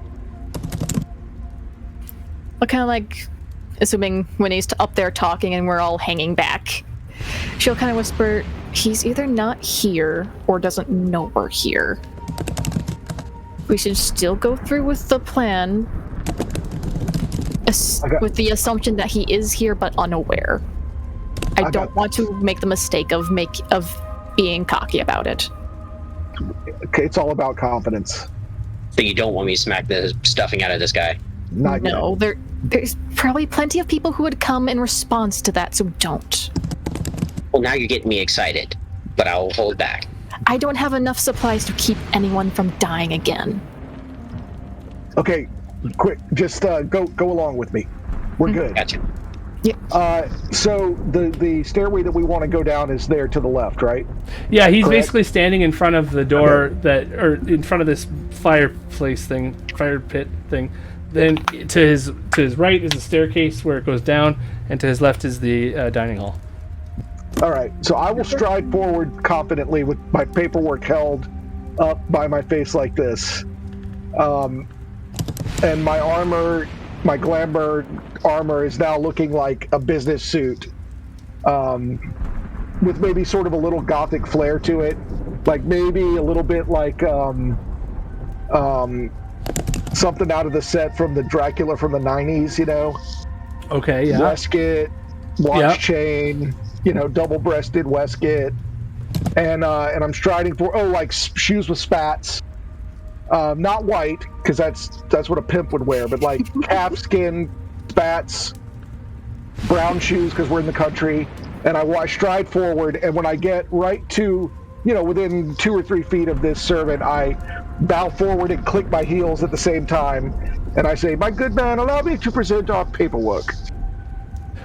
Rosa walks up behind with Winnie. Paperwork?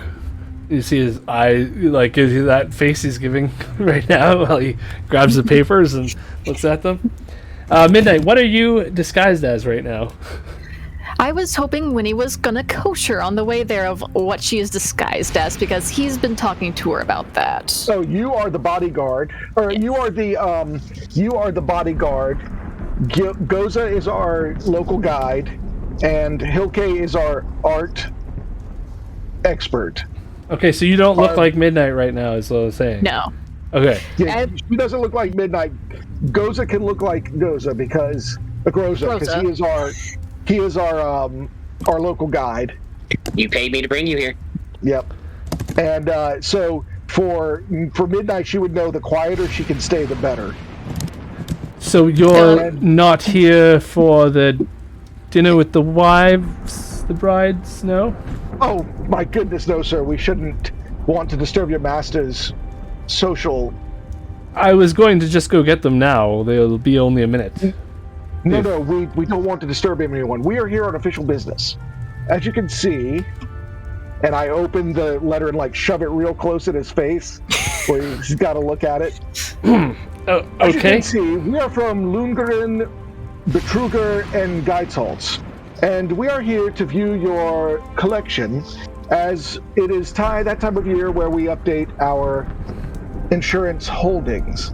Now, I know this can be very inconvenient. We try to do it as quickly as possible.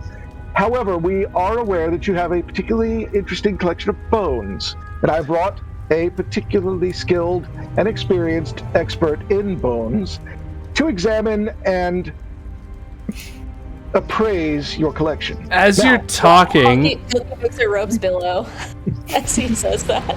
As you're talking, although it does appear that you are making some headway, it was at first making some very strange faces, and now he's listening to you.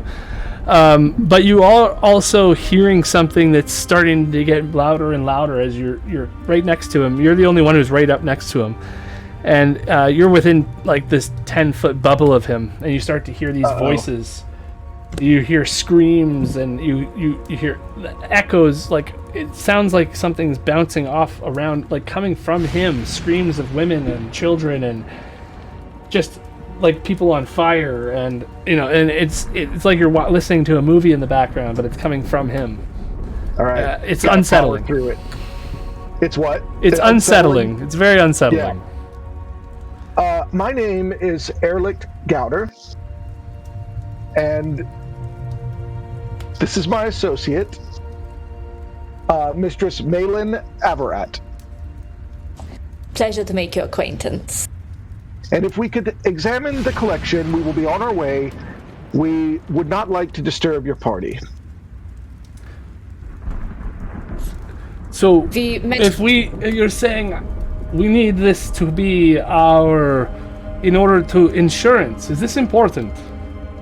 Of course, you're one of our oldest accounts. I mean, and we are very honored that his lordship chooses. What are the LB chances and that G. anything is going to happen to it? This doesn't sound like... Is this a scam or something? Sir, we were nearly killed by brigands 3 times on the road to get here. We were And I'm supposed to get 2 days ago. going to expose a scar from our recent battle. Well, I don't deny that this place is not friendly to travelers, but I can also not deny that ambition should be rewarded sometimes. I see nothing wrong with giving you an audience. You wish to examine the room? That's all. We will make our evaluation, our appraisal, and we will send our recommendations on security and insurance coverage. And at that point, your master may choose to enhance his coverage, cancel his account, which we hope he would never do. Okay, give me a deception check. At advantage. Because you have gone to the full party here. Alright, am I getting any bonuses out of this? Can I Advantage. Well, I forgot to, but You Well, got he's already got advantage. You've yeah. already built your character, so... Oh, you There's got it. nothing else. There's nothing else I can give. Terrible roll. That's a 19. It's better than most. oh no. You feel like some of it makes sense to him, but he's not... Like, he's got something he's not sure about. And he starts to head down the stairs, and he's like, very well, this way. And he's heading towards the basement. If you must see the bones before insuring them, I don't see how this is not going to go well. I'm just going... and he's not happy about having an insurance adjuster in the castle. I mean, that who part of would, it right? went well. Right. He thinks that you're trying to steal money from him, and he's aware of it. We're trying to lower his premium. So Also, from an insurance company, of course we're trying to steal money. But, through the usual methods. And if it doesn't work, we just stab him in the face. Who said it's a Ponzi scheme? okay, so in I guess, marching kind of about order this pyramid here. thing. I didn't follow along either. Apparently, you recruit 2 people, and then they recruit 2 people, and it's supposed to. I don't know. Yeah. So I'm just gonna bring everybody down to the basement level, because now you're on the basement. And Helki, Question. you're in the back, you said. So he's kind of holding his hand down like this, and he's like, first exit on your left, the bone room, at the bottom of the stairs. He calls it the Hall of Bones. And Lucky. it says, go ahead, let me know when you're done. I will be here. And then Winnie turns to Groza and looks him dead in the eye and says, and you, don't scatter any mud about like you did last time. I'll do my best. Excellent. Okay, so you guys head down this staircase. Do I have this activated or no? Can you see? No, you can't see yet. No. No, Uh, just the first broom still. Activate. Here we go. Okay. How big is the staircase going down? Okay, so this is the staircase here. I'll just put you up there. You probably want some torches as well to see. Not very now. big. So I've got a couple of you lighting torches. It's a one-person staircase kind of thing. So you give me a marching order, whoever's in the front and whatnot. He has said I that... assume Winnie's probably up front. Yeah. And I'll be like I'll be directly behind Winnie as a bodyguards do. Okay. So yeah, you guys see there's a locked door in the hallway ahead.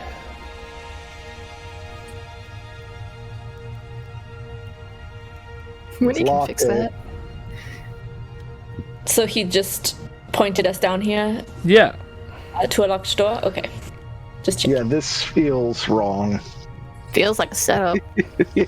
Should we ask him to open it? Get him down here? Maybe be like, there's no key. We don't have a key. And surely the we're key? not Where's going the to Oh, sorry. lock. I said key, locked. boss? I said locked, not locked. Closed.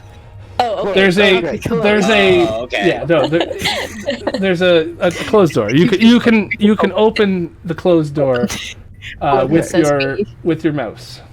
Excellent. That's what I meant. Okay. You can't see through it right now, right? There you No, go. now we I can. can, yeah. Okay. Lead the way. Perfect. And so So as you guys are moving out of there, Oh no. Dilly shuts behind. Groza, you step off of that section, and you hear,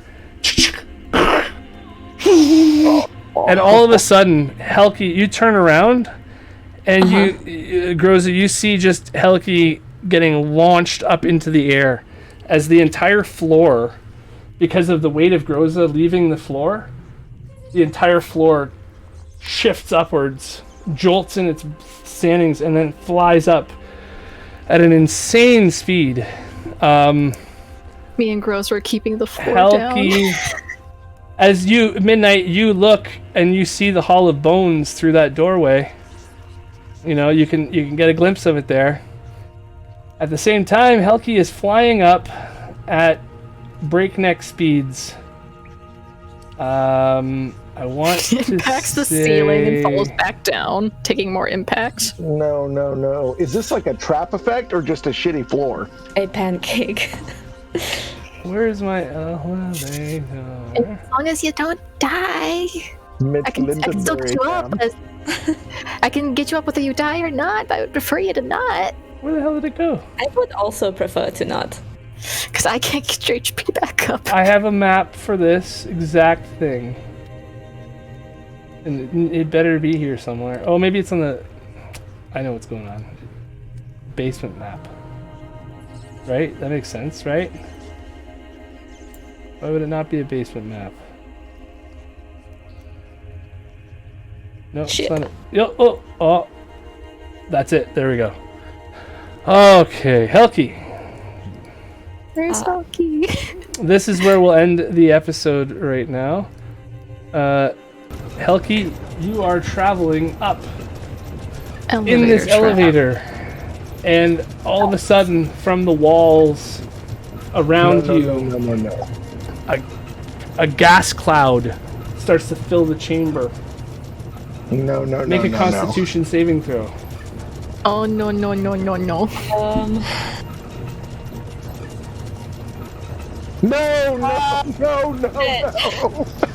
And that's the last thing Helki sees Before she falls unconscious. as it goes black.